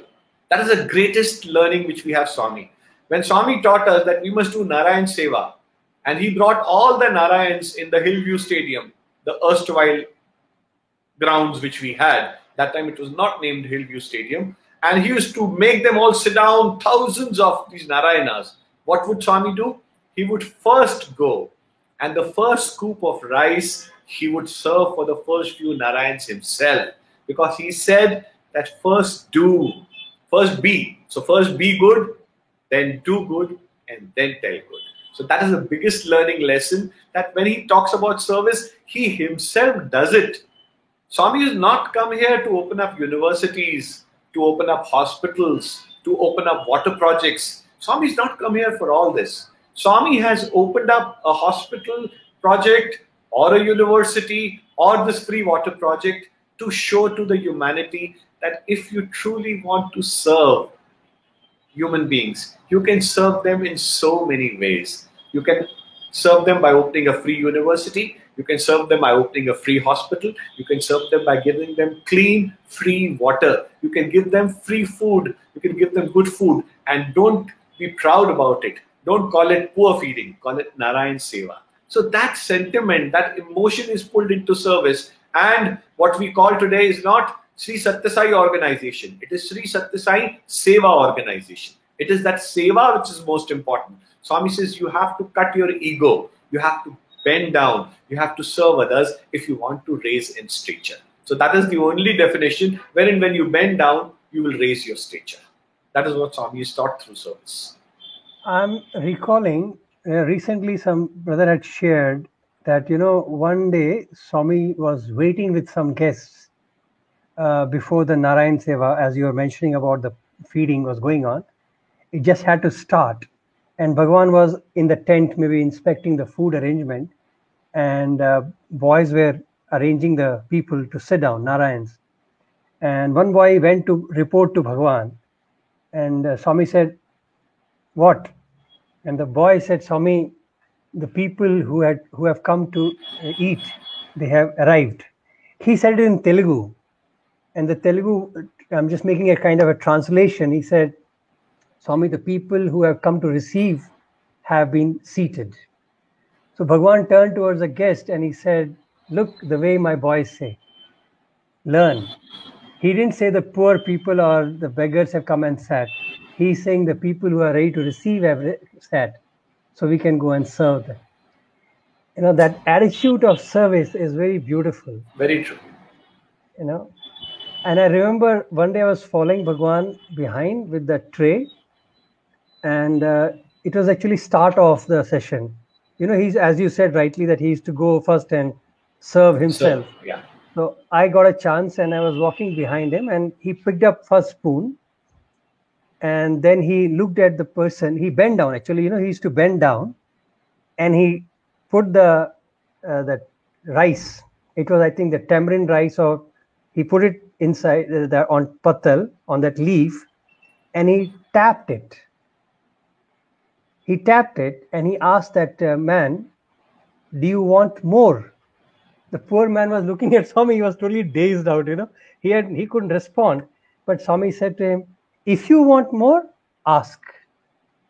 Then he went to the second person, again bent down, put that thing and tapped on his patal. Again asked the same question, "Do you want more?" And no response came. He said, "Okay, if you want more, ask." Like that he went for 3, 4, and then he turned back and he asked me, "Did you notice?" I just nodded because I noticed what he did, but the comprehension does not come. And then he just smiled and went off. Then later on, maybe after a day or something, in the portico, he said that he was throwing apples or something to us in the portico, and we were jumping and catching. And then Swami said, "Boys, when I give you, I throw. But when you give, you should not throw." And he said, "Watch me, because you are mine. So when I throw, you like it and there is no feeling. But especially those people who world has discarded them, they have a hurt in their heart. And if I throw to them, they will think as if God also doesn't want to touch us." So beautiful. And that is why, if you noticed, on that day, I not only served him, but I touched the spoon on his patal, on the leaf, so that he should not feel that I am not touching him. So that barrier he was breaking. And he said that is important, that how you treat them. And then he used to make a boy stand up and he says, "Go and ask now if they need more." So one boy would just literally have to go and, inquire. Request them. Yes. Request them, "Do you need?" So I was just remembering it for you as So Beautiful. any such memories where you have, I don't mind, No, any magic of service. I'll relate to you one very beautiful story, which Yes. I'm not sure whether you've heard it or not. This happened in our place. It was past 1994. when Swami had opened up the super specialty hospital in Puttaparthi, he had asked us and given us instructions in the organization that any poor person who's not able to afford a surgery, he should be immediately directed towards Puttaparthi and ensured that he undergoes a surgery. And there was a process which was demarcated. So my father, being the state president then, and he was actively involved, he sent messages to the doctors, to organizations, to samitis, right down up to the village level. Everybody knew that if there is a person who needs surgery, should be taken care of. So then, from the state of Chhattisgarh, where Brother Umesh Dang, our brother, is right now the state president there, I'm relating to you that their organization sent in an application of a poor farmer, and it was told that he badly needs surgery, and if you could take appointment. So my father wrote down a letter and sent it to Puttaparthi, and a postcard came and told that after a week he should come there for 1 week, and we will carry out the surgery on him. We'll first test him. If he is required, then we'll carry out the surgery, for which another date would be given. Now this guy was a poor man. He could not afford to go to from Chhattisgarh to Puttaparthi on his own. So a Sevadal volunteer came with him. He took him in the line. On the date he was supposed to be checked out, the checking up was done, and it was found that he had a severe heart case and that he needed immediate surgery or he could collapse in a week or 10 days. So the doctor discussed amongst themselves, or instead of giving him a 2 months or a 3 month waiting, they said, we'll operate on you after a week. If you want to go, you can go back, or you can come back after a week. So this man said, sir, I have no money to go and come back. I would rather stay here. But what will I do if I stay? He said, what will you do? You go to Mandir and have darshans, go and attend bhajans, have Swami's darshans, the doctor said. The Sevadal volunteer also left, and he left him at the mercy of Bhagwan. Now, for 1 week, this man did nothing but did bhajans, had Swami's darshans, did bhajans and had Swami's darshans. And he would go to the canteen and have food and think that probably this is the best place in the world where there is no worry. Now came the 7th day. So someone told him that today is your surgery. Why don't you sit in the front? And when Swami comes to you, you pray to Swami and tell him that Swami, aaj mera operation hai, mujhe ashirwad do. That Swami, please bless me. Today is my surgery. So this man did not understand too much, but he said, okay, but would Swami talk to me? They said, yes, you sit in the front. Now Swami walked towards him. Now again, Swami knew he knew only Hindi. He could speak only Hindi. So the moment he got up before Swami, Swami did like this. So he said, Swami, aaj mera operation hai. So Swami said, Swami, aapka ashirwad chahiye. So Swami said, with a very grim face, Swami looked at him and he said, जिसको मुझ में विश्वास, मैं उसके लिए मंदिर बनाया, और जिसको डॉक्टर में विश्वास, उसके लिए हॉस्पिटल बनाया. My God. Swami said, the one who has faith in me, I made this mandir. And one who has faith in the doctor, I made that hospital. So he looked at Swami. Swami, what do I do? But by which Swami had gone. Now he came back to that person who had made him sit in the front in the first place. He said, Sir, main kya karu? What should I do? Should I go to the hospital or should I go to the mandir? He said, look boss, you have a very severe heart condition. Bhagwan to bol dete kuch bhi, tum jao bhaiya, operation karao. Now this illiterate man, a farmer who was not a devotee of Swami, had never seen Swami, not read any books of Swami, had seen only Swami for 1 week and had his darshans, sat down under the tree. What should I do? Swami said, jisko mujh mein vishwas, mandir banaya. Jisko doctor mein vishwas, aspatal banaya. He said, I am not going to go to the hospital. And he gave off his chance and went inside the mandir for bhajans. He went to the bhajan, came out, nothing happened. His heart problem still there. Next day again went in the mandir, came out, nothing happened. 1 week passed away. On the 8th day, he was having palpitation in his heart, and the doctor who had asked him to come, he met him in the canteen. He said, Arey tum kaisa aadmi hai bhai? Why did you not come? We were looking for you. You did not turn up. So we had to take someone else. So he said, sir, what do I do? Swami told me, one who has faith in me, I made the temple, and one who has faith in doctor, I made the hospital. So I said, I have faith in God. I will go to the temple. So the doctor also said, Baba, you are great. Now you come at least. Let me have a checkup on you and let me see the next date I can give you. The doctor took him there and had a thorough checkup, and he did it once, did it twice, did it thrice, and he told him, जिसको भगवान में विश्वास उसके लिए मंदिर बनाया. Boss, formula successful. You don't need a surgery now. You are cured. And that old farmer could not believe what doctors told. They gave him a clean chit. You don't need a surgery. Your heart is as young as a young boy of 21 years of age. And he was sent back. And from there, after eating Chhattisgarh, he got a letter written through somebody, sent it to my father, spoke to my father over the telephone, and he informed, this is how Bhagwan cured me. This is the kind of service Swami is doing. कि जिसको मुझ में विश्वास मैं अस्पताल में मंदिर बनाया, जिसको डॉक्टर में विश्वास मैं हॉस्पिटल बनाया. This is how Bhagwan does. What a beautiful way to teach us. Beautiful. Let me give you a next word. Discipline. Wow.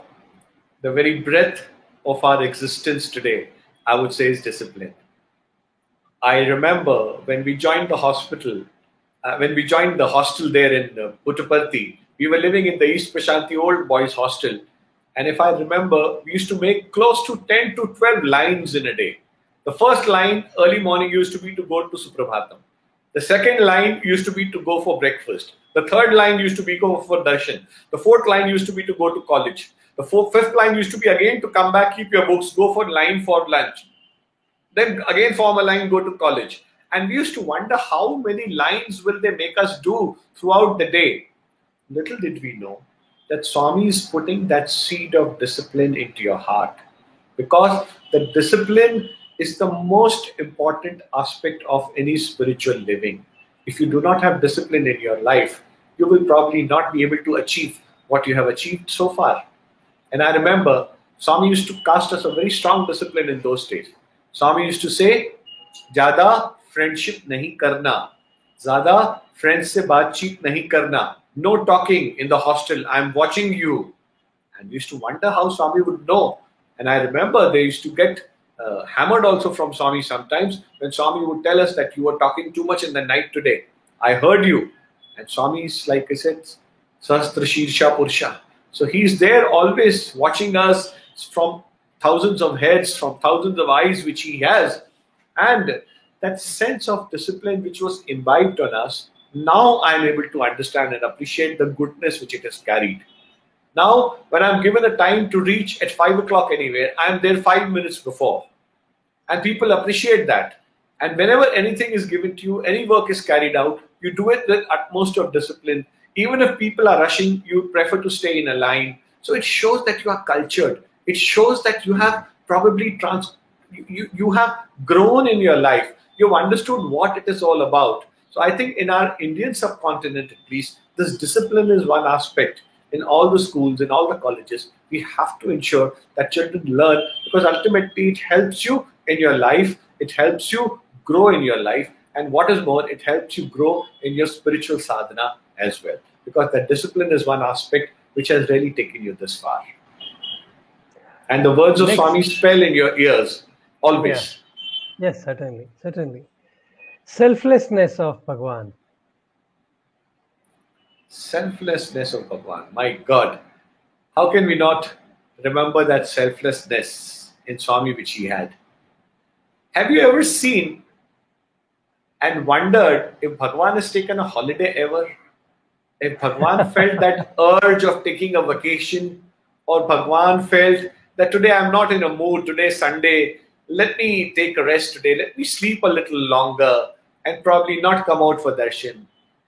Just imagine yourself to be in Bhagwan's place, day in and day out, getting up in the morning, getting ready, coming out for darshan. Before darshan, reading all your sob stories in that letters which you write. He will go through each and every letter. After that, he comes, he gives darshans, he charges people up, he talks to them, then he takes them inside for interview. When he takes them inside for interview, look at that perfect host which he is. He will first go, open the door, let the people go in one by one, guide them all in. Then he goes inside, then he turns on the light, then he turns on the fan, And then he goes and he's the last one to sit. He's playing the perfect host. And when the interview gets over, he will come out first. And then he will see you off one by one. Then again he goes, he talks to the trust members, the organization members, everybody. And everyone has problems, everyone has issues. Nobody's coming with any solutions. They all come with Swami with that. And with that patience, with that selflessness, with day in and day out, not losing his head, not getting angry, keeping that love personified, which he is, always alive. He's giving you solutions, giving you how to solve, how to make your life better, and always keeping a smile on your face. Always. And what does it teach? That, and never did he say that today is a Sunday, let me take a holiday, let me not come. And if one day Bhagwan doesn't come out, we all start praying hard that Swami, please come out, give us darshans. Why don't you cure yourself? What happened to you? I'm reminded of a beautiful episode. One day Swami came out half an hour late. And Swami's left eye was very red, bloodshot red.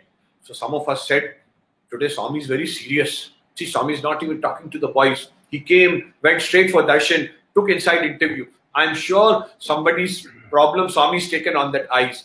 Must be that lucky devotee. His eyes must be going bad and Swami is taken. And then Swami must be hearing it all when we are talking amongst our boys. Then Swami comes out and he said, hey, what you guys were talking? That Swami is taken some devotee's problem. You mean to say Bhagwan takes Swami everyone's problems only? No. Actually, what happened?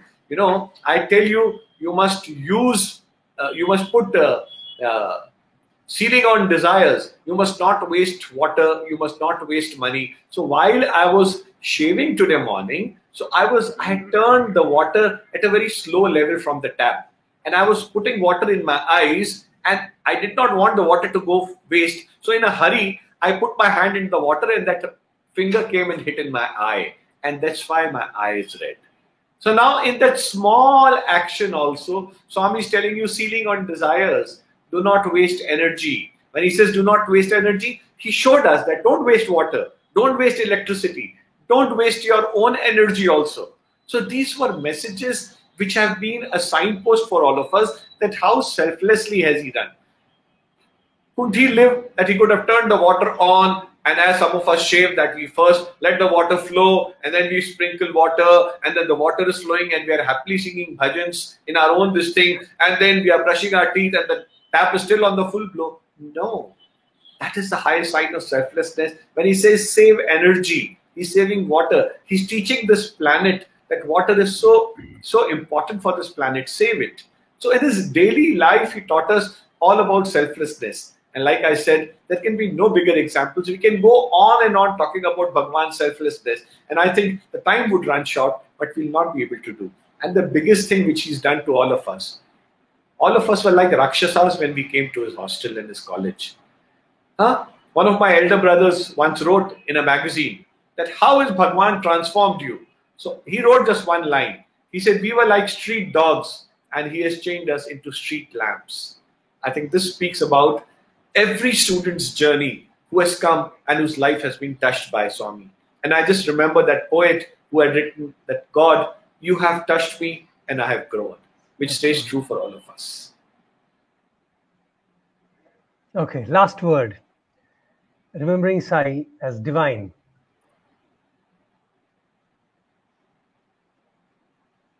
You remember somebody asked him to cure himself, as you were mentioning.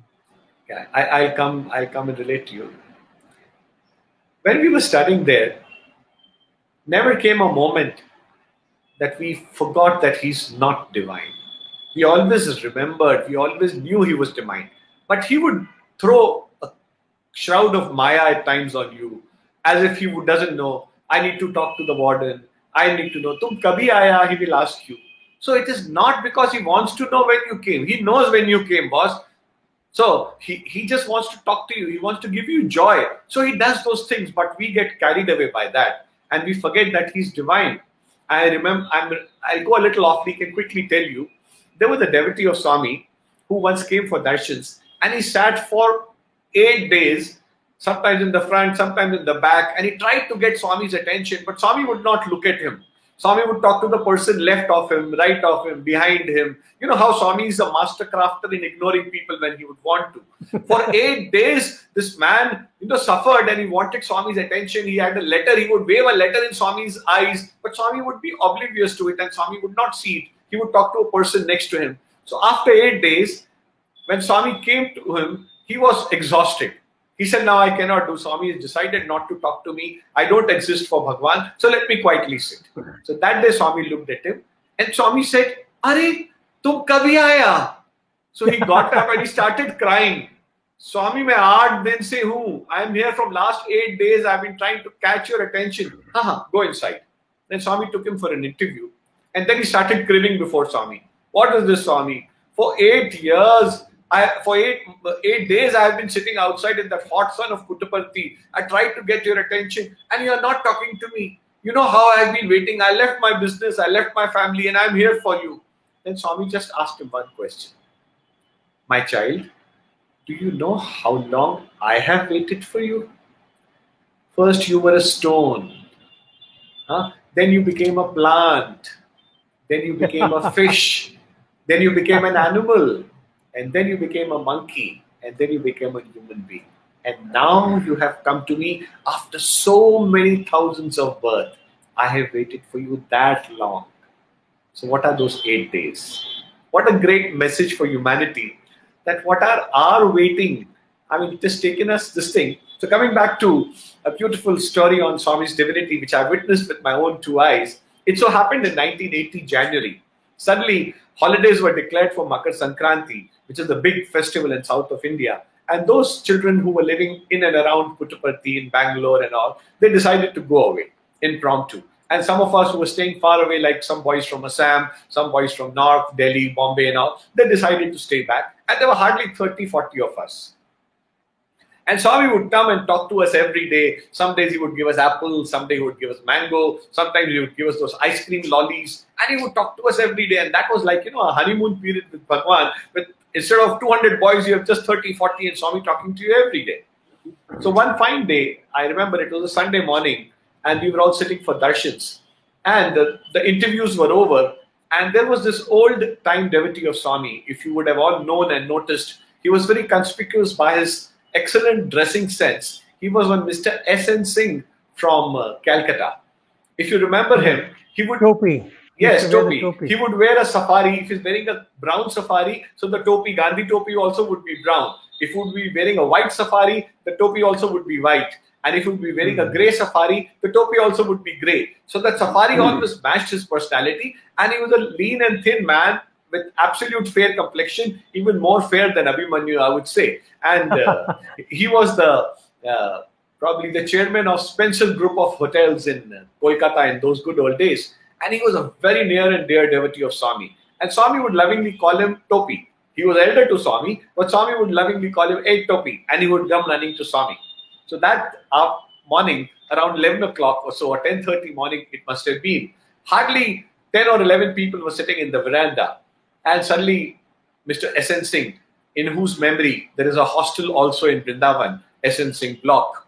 So he got up from his place and he offered a letter to Swami. So Swami said, "Ha, bolo Topi." So he said, "Swami, हमारा uncle आया कलकत्ता से, तो उनको आप interview दे सकते, आप अगर बात कर लें तो बहुत कृपा." So Swami looked at him and he said, "बुलाओ उनको." So he said, "Swami, वो पीछे खड़ा है." बोले, "हाँ हाँ बुलाओ." So we saw that there was a man sitting on a wheelchair in front of the East Prashanti gate and the entry to the Prashanti Mandir. That man must have been close to 150 kilos, huge man. Again, Gora Chitta person, absolutely fair in complexion and huge person sitting on the wheelchair.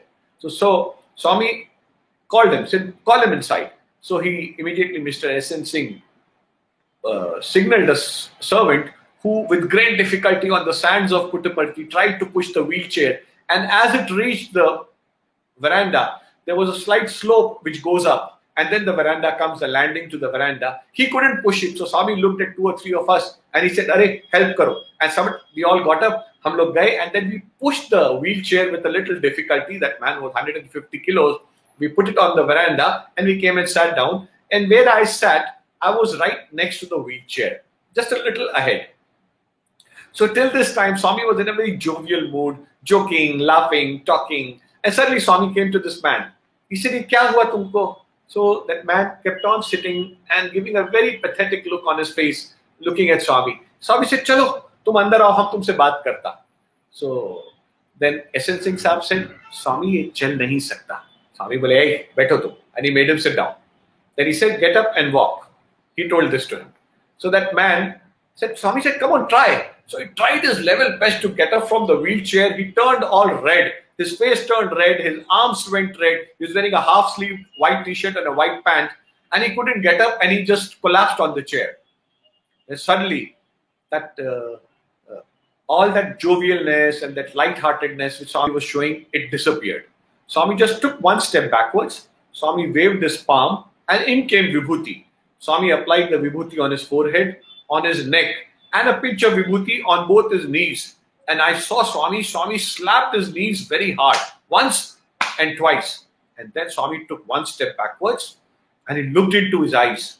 And I could see that it was God in action. Swami thundered. I literally used the word thundered. Swami said, "Get up and walk." It was like God telling Moses what you have to do. I'll part the sea if I have to.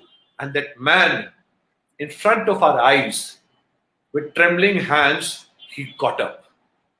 He took first step outside the wheelchair, the second step, and as he was about to fall, Swami caught hold of his finger. Just one finger. And Swami escorted him going backwards and made him walk all through the veranda right up to the interview door. And in went Swami, closed the door.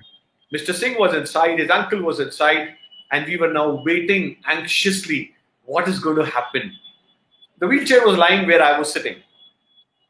After hardly 5 or 7 minutes, the interview was over, and out came this gentleman. Swami had probably given him a Vibhuti bath inside. His face was full of Vibhuti. Full Vibhuti everywhere, except the Ganga and Jamuna, those tears flowing out of his eyes of gratitude. And it was such a beautiful sight. An old man, almost 75 years old, crying before Swami, who was barely 55, and not wanting to leave. And Swami's again and again, blessing him and saying, "Chalo, chalo, jao, jao." And he's looking at Swami, crying like a baby, with tears flowing out of his eyes. And then Swami made him walk, and then he walked out on his own. The servant took the empty wheelchair, and then he went outside on the sand also, and where his car was parked near the East Prashanti gate and in between the Prashanti Mandir entrance, he stood with both his hands and the car next to him. And suddenly, Swami was saying, "Tumko malum?" He looked at me. "Tumko malum? 25 years से ये आदमी नहीं चला. देखो हमने आज स्वामी जी ने चलाया इसको. कितना खुश है, कितना खुश है. देखो, देखो, देखो." He was like a small child, as if he's got a small trinket in his hand, and he's telling everybody, "Look, I made him walk. Look, I made him walk." And suddenly, I was reminded of what Swami said, that amongst children, I am a child, but when I am alone, I am God. So suddenly, again, Swami's expressions changed. Swami started looking at the northern side in the sky, and his hands started rotating. And he started writing something invisible on the air. And he spoke to nobody in particular. But I was right underneath Swami, and I looked up at Swami, and Swami was saying, "Kya fayda? Kya fayda? Itna paisa, itni daulat, itna naukar, kis kaam ka? Aaj 25 years se nahi chala. Kya fayda? Kya fayda?" And then suddenly it was over, that mood was finished, and Swami was back again, and he looked at me. "Tumne dekha? Hum inko chalaya?" And I said, "Yes, Swami, dekha, my God." And everybody was there, the whole Prashanti Nilayam, all the devotees who were lucky enough to witness, I being one of them, that we could see that we had heard only Surdas Singh, "Ja ki kripa pangu giri langhe, andhe ko sab kuch darsai." Surdas had sung it, but Swami showed it in our lifetime when we were students, that he made a lame man walk, he made the blind man see, the blind woman see. So I think this is what is all about his divinity. And then he doesn't even think. Then the next moment he forgets about it, as if it was one of those small little things.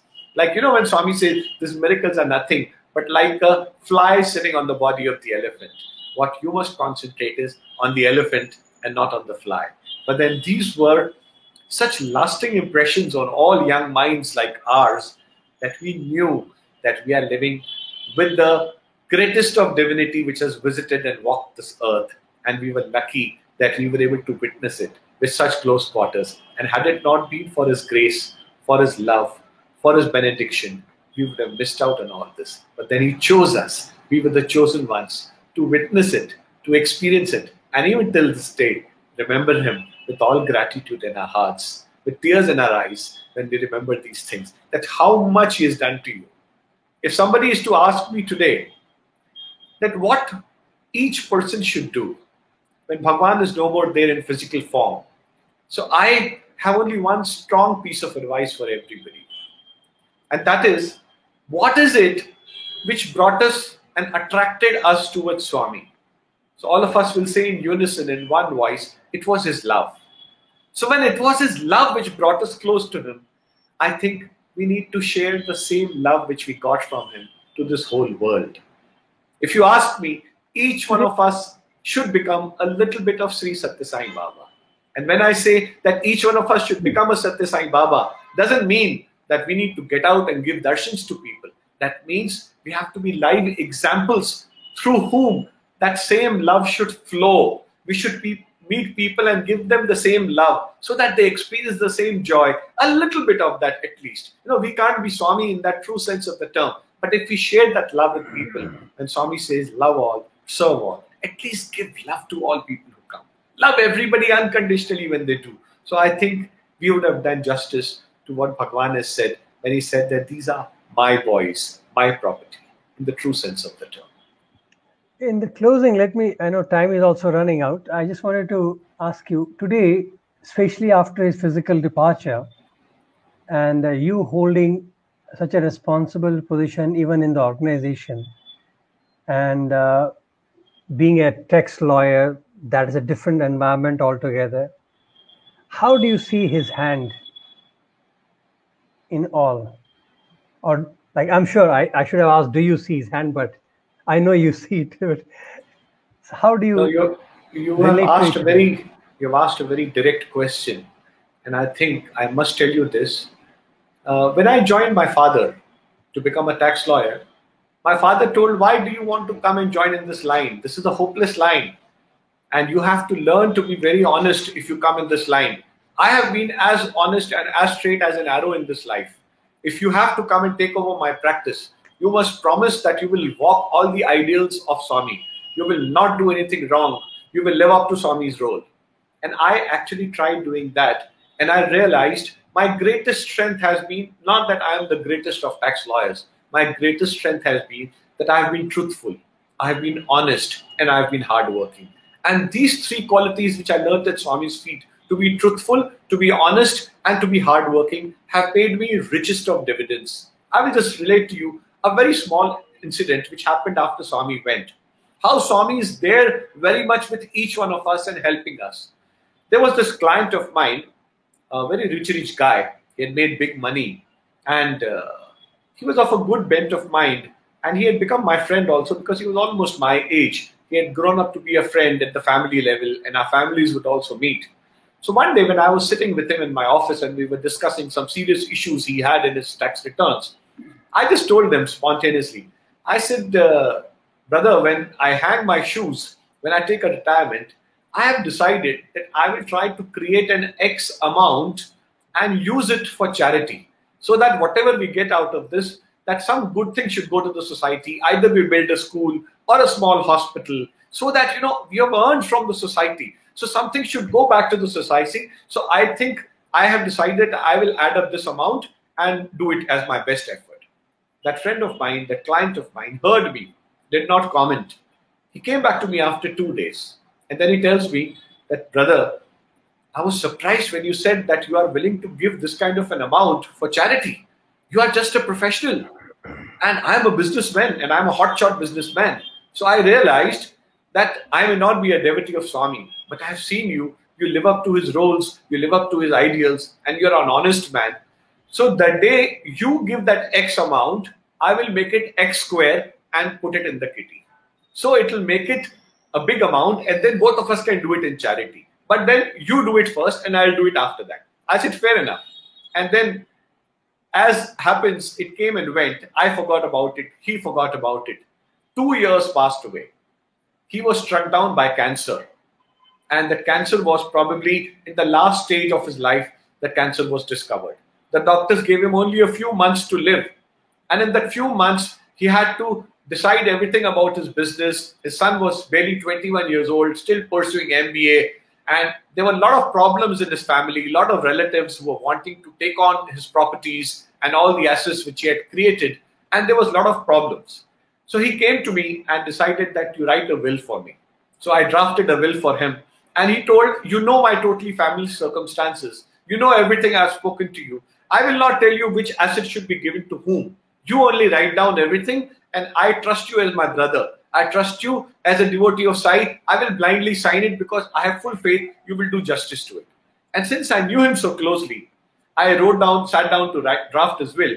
And he told me, just do not include this one asset, this piece of land, which I want to give off in my lifetime only to one of my relatives. So you leave that out, and rest all the 15, 20, 30 assets which are there, you write down to whomsoever you wish to give from my side, taking it as my role.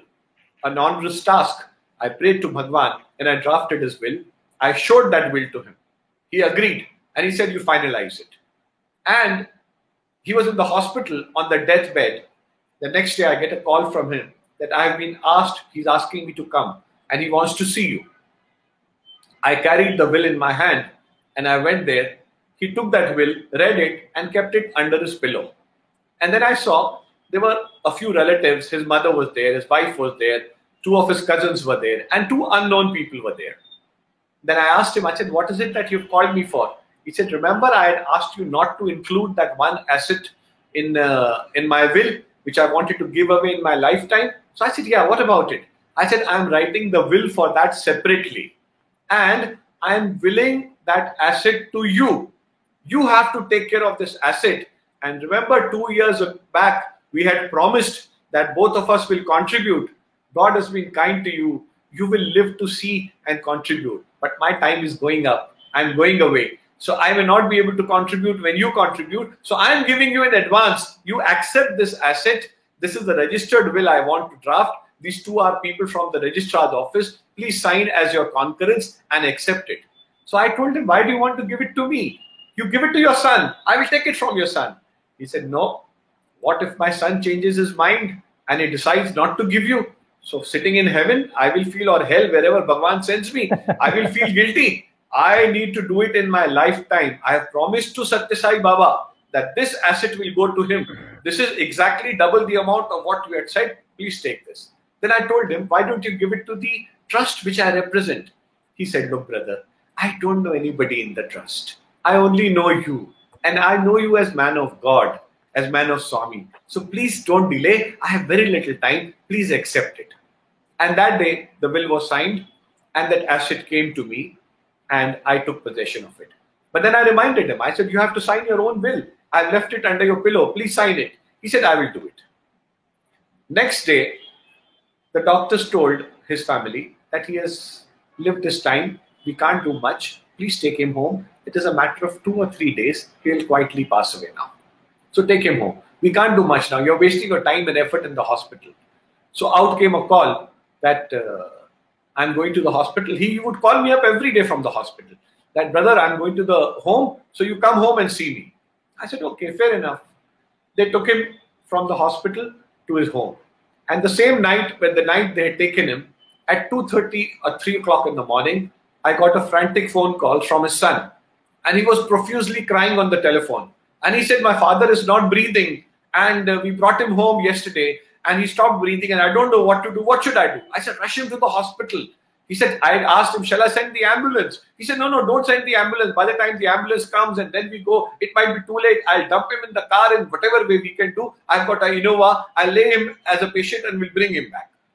They rushed him in the car. By the time I reached the hospital at 3 in the morning, he was already in the ICU. The doctors were trying to revive him. But the first doctor came out and he said, I'm sorry. It's just a matter of few hours. He's thinking he'll go away now. Then the second doctor went in. He also came back with the second opinion. I'm sorry, sir, there is nothing much we can do. The third doctor, who was the family physician, then he went in and he came back and he said, it's already 4 o'clock in the morning. You all have left your sleep and come. See, I give him time only till about 9 in the morning. It's better you all come between 8 and 9. He would have been gone by which time, and let him die peacefully. Why do you want to stand in outside the door of ICU? You can't do nothing much about it. So now you all go back home. So all of us with heavy hearts started walking. Suddenly struck me. I asked that my friend's son, I said, did your father sign the will? So he looked up at me and started crying. He said, sir, I told him twice yesterday night itself that Papa, please sign the will. Will, Tribhuvan uncle has given it to you. Why are you not signing? So he said, no, I will sign it tomorrow only. Tomorrow is a good day. I will sign. I sunk there and I hit my head. I said, oh my God, the total assets are open. He has not signed the will. All his relatives are going to jump onto him. What is going to happen? Oh my God. And I started trembling. The son started crying. His wife started crying. And I didn't know whom to console. And I, with a heavy heart, with tears in my eyes, and I was with anger against Bhagwan, that Bhagwan, why didn't you give him Sadbuddhi to sign the will? I was coming down and there was a temple in the hospital premises. I stood in the temple and I don't know which God's statue was there. I was praying to Bhagwan with my eyes closed.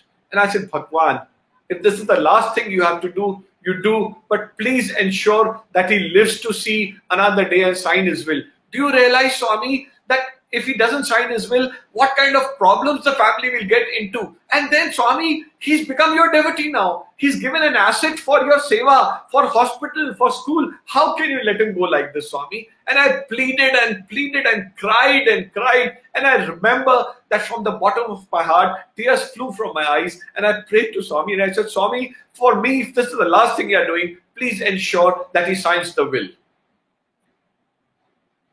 I couldn't do much. I came home exhausted at 5 in the morning. I slept off. At 8:30 again, my phone started ringing and I saw the same friend's son. I saw the time and I said, oh my God, 8:30, and I overslept. That fellow must have gone. Then I called up and he was crying on the phone. He said, uncle, please come to the hospital right away. I said, right away, what happened? I said, is he okay? He said, sir, a miracle has happened.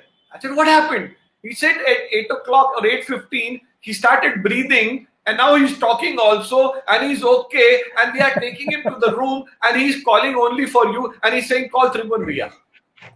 And my God, I started trembling. My mobile slipped out of my hand. And there and then, in front of Swami's picture, I fell down with tears of gratitude flowing from my eyes. I said, Swami, I've learned one more lesson, not to challenge you. I know, Swami, you have taught me one more lesson. You told me in Puttaparthi that when you pray for yourself, it is selfish. But when you pray for others, I listen to it faster because there is no sense of selfishness. And that time, when I prayed, I cursed Bhagwan. I shouted at Bhagwan. And I told him, what is this, Bhagwan? Here is a devotee who's willing to give his property for your sake. And you're not going to take care of him. And what did Bhagwan does? Even he's not there. He heard your prayer. He heard your ardas. And he cured that fellow for that day. He became all right. He was wheeled out. He was brought into his room. I went to his room. And he was smiling, sitting on his bed and saying, did you come last night, early in the morning? I could hear you. You were taking my name. But I couldn't open my eyes. I was feeling very weak. How could we tell him that doctors had given up on you? And we had also given up on you. It was only Bhagwan who revived you. That man got enough strength. Then he said, why I didn't sign is because I wanted this will also to be registered. We called the registrar again in the evening. He came with his team. He signed in his presence. The doctor certified that he was in complete senses, with absolutely good frame of mind, no problem. And he lasted. Once he signed that, I saw him. He lied down on his bed with such peace on his face, as if a great burden has been done. I've given the papers which I wanted to give to Tribhuvan. I have signed my will. I have done my last things which I wanted. And after 2 or 3 days, he passed away very peacefully. But in his passing away, he taught me a great lesson. And that lesson was that when you pray without any iota of selfishness for somebody else, that prayer reaches God faster than your own selfish praise. So, my dear brothers and sisters, let us understand one thing, that our relation, our connection with Bhagwan is only through the prayers.